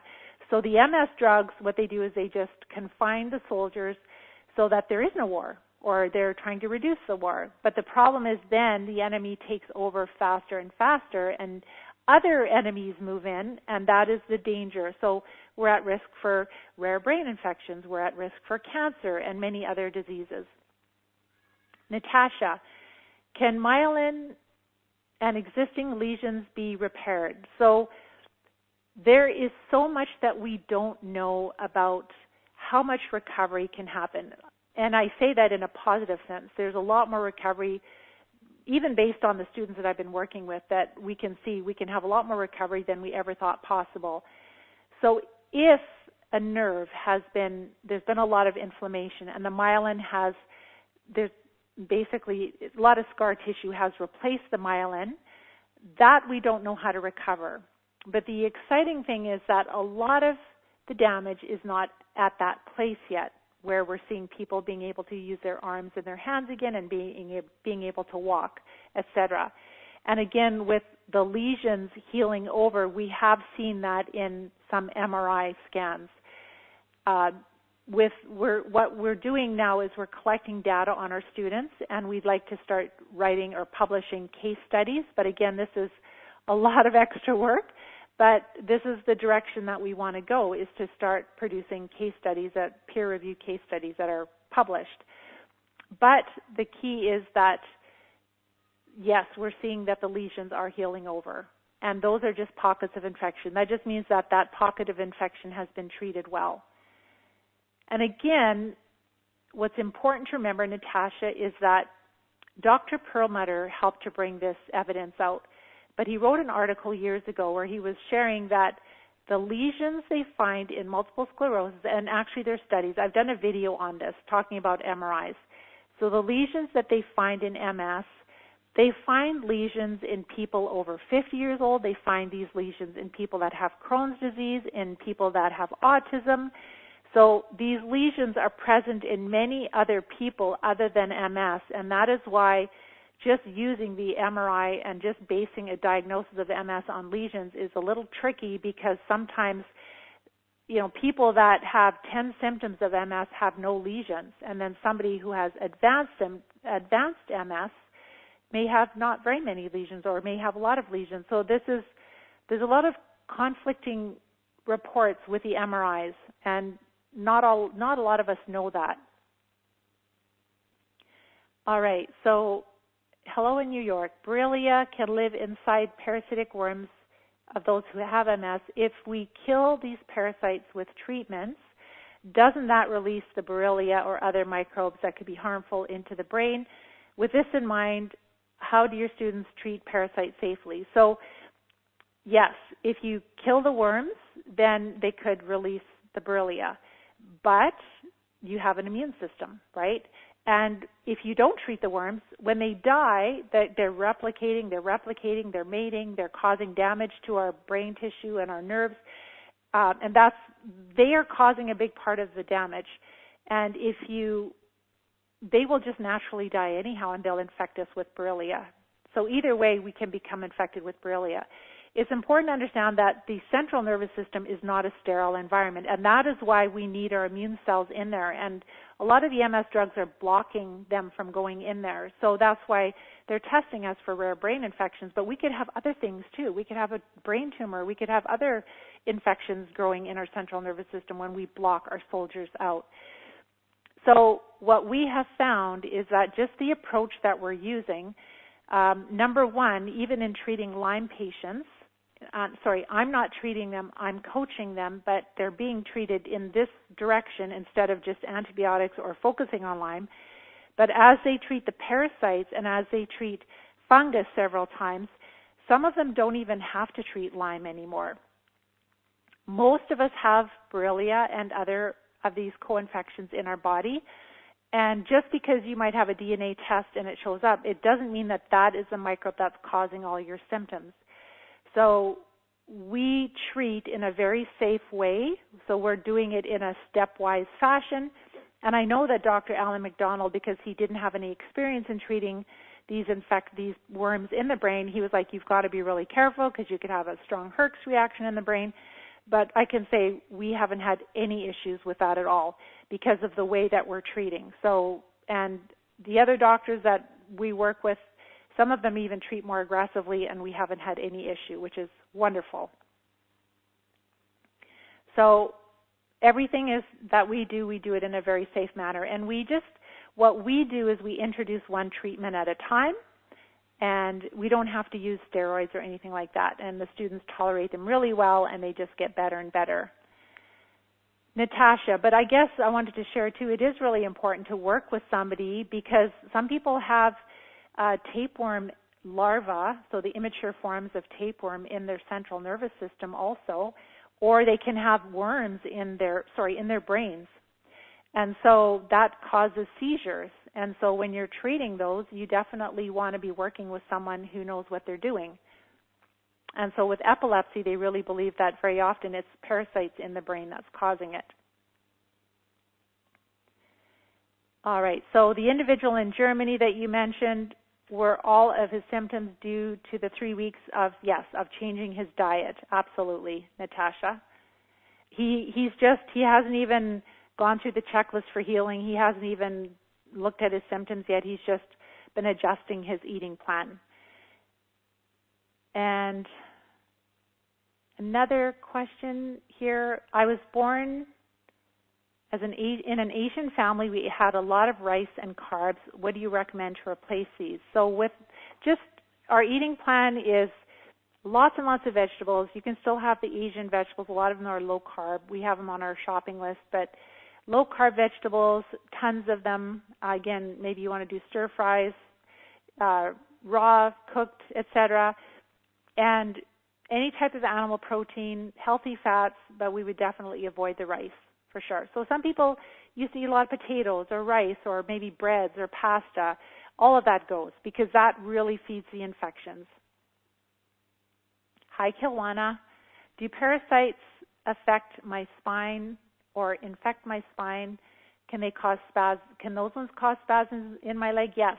According to what the veterinarians know, when these small nematode worms get in the spinal fluid and brains of animals, so those would be dogs, cats, horses, cattle, any of the domestic animals, they cause, one of the symptoms is spasms for sure. And so when we treat them, we find the spasticity goes away. But again, we're not just treating those worms. And those little they call them filarial worms because they're very small. And although they are in our spinal fluid, they are probably in our intestines in a high level. They move into different parts of the body. They're really tricky to treat, and that's why we have to do several treatment cycles. If you look in the scientific literature and how people are treating them, they're challenging to treat, and that's why we have to use a holistic approach. So Amani in London, hello from London. If 6 to 7 parasite treatments are required, and if you start to recover, do you stop the infection treatment and then continue with other things on the plan? So what we do is we'll support the body, follow the eating plan, and then we follow the treatments, the cycles. And then once you're symptom-free, once you're treating, then we finish the other things, like as far as we spend a lot more time on cleaning the environment, working on mindset, building goals. We chunk it all down. So once we're in the treatment phase, then we're just kind of doing a lot of other things that are important, like taking back your mobility with your physical activity with what you can do is really important. And yes, then you continue with once you're well, it really depends on your workload, your stress level, right, your environment. So once you've been well for several years, you can then start to introduce a little bit more fruit or a little bit of carbs, and you'll know if you've treated well enough, right? But you probably will never go back to what you did before, because once you've had a brush with death and disability like that, and you get your life back and you feel so much more better and your taste buds are different, you eat differently. You don't want to eat that. So I eat this way. This is how I live. This is what I want because I love it. It's what makes me feel good. But yes, you definitely continue with the other things on the plan for sure. But again, you're not, and then once you're well, then you would treat the parasites at least once a year or twice a year, just like we do with our pets, because you are going to continue to be exposed to parasites. Dr. Klinghardt has shared, the more you deworm, the longer you live. And I believe that's true. And the problem is that in the developed countries, there has been this suppression of information to our practitioners, so they just don't know. And the reason that this has been done is so that we have all these big industries of sickness, which are all just caused by infections. And there is no money in treating infections, but there's a lot of money in these immunosuppressive drugs for sure. Barbara, how do you test for parasites? So again, the stool analysis is very disappointing. The comprehensive stool analysis, the GI mapping, it's a lot of money you're going to spend and you're not going to get the results that you need. So, and also the DNA, it's just not there yet. There are thousands of nematodes. Nematodes are the most abundant animals in the world. 4 out of every 5 animals in this world are nematode roundworms. So it's going to take a long time before, even when you're talking about filarial worms, there's many cousins of the filarial worms. So again, we're going to skip the testing because you can. It's not going to be harmful, but you can spend a lot of money and it's not really going to give you a lot of benefit. So then what we do is we take the most common, well-tolerated, safe parasite and fungal treatments, and then we take a sample of them to somebody who can do energy testing, and then they will test to see which treatments will make us more balanced and strengthen us. And those are the ones that we get a prescription from a practitioner. And I help my students with all of that, finding the energy testing and getting the samples and getting a doctor to work with them or getting access to the treatments and knowing which treatments and the doses and how to take them safely. That is, I never in a million years thought I'd be doing that, but that's what I'm doing. And so I'm talking with doctors and pharmacists, and it's pretty wild. But the cool thing is that through the fact that I was willing to do that, we've learned, and because the students have been just going for it, that's how we've learned all of this. I'm not aware of any other MS program or even chronic disease program that's doing this in the world at this point in time. I love Dr. Terry Walls. I appreciate her so much. She's really making a big difference with getting people to eat less carbs and eating healthier so that the infections are not going to be as active. But if you hear her speak, she still, if she eats the wrong food, she gets tremendous pain and has to take medication for it. So she's carrying this burden of infection with her, and it is going to become more populated in time as we age, and you want to get it down. You want to treat it. And again, all the other diets out there, MS is not caused by diet problems. Yes, the diet can feed the problem, but it's caused by infection. So if you just stick with any diet, you will have your chronic disease. You have to treat the infections for sure. All right, next question. Can treat worms while on Gilenya? So if you're on Gilenya, what you would do is, if you're working with me, I will never tell you to come off your medication, but I will teach you how to research your meds so you understand how it's working on you. And so when you're at the point where you truly know within your heart that this is infection, you've had a lot of symptom improvements just by the prep phase of the program, you've researched the Gilenya and you know that it's just suppressing, it's trapping your lymph nodes, your lymphocytes in your lymph nodes, then I teach you, if you want to come off of it, I teach you how to talk to your doctor in a way that they will be more receptive to you, basically saying, you know, I've been doing research on Gilenya. I see that it's really suppressing my lymphocytes, and I really need those for infection. I'm really concerned about the adverse effects, and I would like to come off of it. What is the safest way? So my students come off their medications like that, and they work with their doctor. And so with Gilenya, just keep in mind that you're on it right now. They will monitor you, but you're not going to be on it forever. You're going to keep progressing because you still have the infections, and they're going to switch you to a different drug because your lymphocytes will be very low at some point, dangerously low, and they'll go, okay, well, we need to switch you to something else, and then they'll switch you to something else, and then that's what they do with people, and you'll be more and more disabled. So it's just not a good way to go. If you're treating infections, why aren't doctors telling us this? That's a really good question. As I think I answered your question already, so our doctors are doing what they learned in medical school, what they were trained. This information is not available to them. They are told that parasites are part of a problem in third world, underdeveloped countries, that we do not have parasites in developed countries. They're also kept in the dark, is that all disease is caused by inflammation. We don't know what causes inflammation. We have to control the inflammation, so we always have to suppress the immune system. And that is what we do through prednisone, through other types of cortisone, through the other disease-modifying drugs. That is how we treat chronic disease, is we suppress the immune system. And we know, if you've read my book, and many of you know, that the pharmaceutical companies have had a huge influence in what our doctors are learning over the years, and doctors get a lot of free stuff. It's been, and again, I'm not against using pharmaceuticals for a specific short-term crisis intervention. They can be very helpful. They can save lives, for sure. But when we're dealing with chronic disease, there is no money in treating parasites. They're not going to research what Dr. Alan McDonald did because these are old drugs that are not patentable parasite drugs. They cannot afford, the drug companies cannot afford to research this, cannot afford to promote it.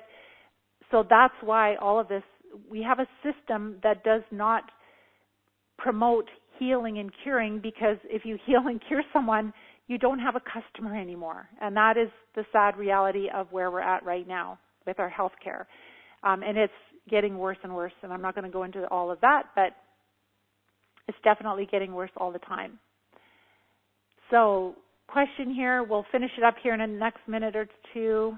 Yes, I'll just do this last one here because we've gone over 2 hours. So Dr. Alan McDonald says that you have to follow killing the worms with strong antibiotics to eradicate the Borrelia. What are my thoughts? So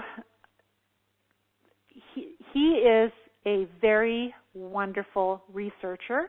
I don't believe that he is a clinician, that he is a pathologist, right? So he does more observational on pathology versus treatment of people. So in the medical realm, they do use antibiotics to treat Borrelia and the co-infections. But for the people that are really, really actively trying to treat Lyme, they really find a lot of limitations with the antibiotics. A lot of limitations. The antibiotics usually cannot, number one, penetrate in tissues, cannot go into the biofilms. And so people can be on antibiotics many, many times, and they're just not getting over the Borrelia, usually because they're not treating the parasites and the fungus first. But then also what we have found, we follow different doctors, and we found, like, for example, liposomal herbal preparations are really, really in science, in peer-reviewed science, have been shown, especially when you do it liposomal, it crosses into the tissue and into the lymphatic system where the Borrelia is hiding. But again, you have to do breaking up biofilms and treating systemically, etc. And as Dr. Klinghardt, who has a lot of experience treating Lyme disease, he shares that most of his Lyme patients, it's really a parasitic infestation that's causing their symptoms, and it's not Lyme. They have Borrelia. Pretty much all of us have Borrelia. All of us have bitten by a mosquito, even mosquitoes, horseflies, ticks, the fleas from your cat. Any biting insect can infect us with Borrelia. Our immune system is, like I said, there's a war going on all the time. Our immune system is fighting it. And so what we found that works, and I'm working with people that had chronic Lyme that could not get better, working with Lyme doctors, and they are feeling 20 years younger, feeling that they said, I could have never figured this out on my own. And so treating the parasites really well first, and this one, and I'm thinking about, she had many, many big worms, like over 2 feet, many worms. And she has chronic Lyme, and she hasn't even started really treating Lyme. But what we do is, when we treat the parasites for 14 days, we treat the fungus for 10 days, and that in the break week, a lot of times the students will take antimicrobial herbs that will be anti-Lyme, etc. So we have found, and I've tried, with our students, they have tried some of the anti-Lyme antibiotics, and they're just not, I don't like them. We don't find that they work really well. They're not tolerated well, so we don't use antibiotics. We only use the anti-parasite drugs because it's just the herbs are not strong enough to work systemically and to treat the big, big ones. And then fungus, again, some people have so much fungal overgrowth that just short bouts of some of the systemic antifungal drugs really knocks back the fungus quicker. And then later they can use herbs for fungus and for Lyme if necessary. Good questions. All right, so with that, I just wanted to thank you so much for spending this time with me. It really means a lot to me, and I hope it makes a big difference in your life. So if you're at that place where you're like, Pam, this is so exciting, I'm so ready to treat infections, then make sure to fill out that form right away, because honestly, the spots are very limited, and it's first come, first serve. So where you go is session.livediseasefree.com, session.livediseasefree.com. When you go there, you fill out the form. Make sure to fill out all the places where there's an asterisk, and then hit the submit button. Watch out for an email back from us because we're going to make sure that you're qualified and ready. Remember, this is for people that want to go to work to treat. If you're just like, oh, I'm just, finding you and this is all interesting, but I don't really believe it, then just watch my videos. Start learning more. I've got lots on YouTube, Live Disease Free. But if you're at that place where it's like, no, I want my life back this year, I'm ready to go to work with you, fill that form out. You and I will chat. We're going to send you an email with the Coachathon. Watch that. Very important because it'll give you all the details about the academy, the cost, the commitment, what you're doing, treatment. You'll hear from a few successes of the people talking their experiences. And then you and I will meet and you'll have really good questions for me. I did my first call on Wednesday. It's funny, I offer this session, but I had a bunch of people that just signed up to join the academy.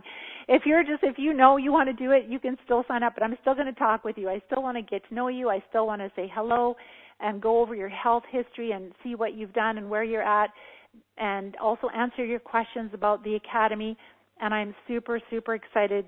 I'm super excited to support you on your journey to live disease-free. Your health is so important to me, and you deserve to live your very best life, so make sure you get the support you need and never, ever, ever give up. Take care and bye-bye for now.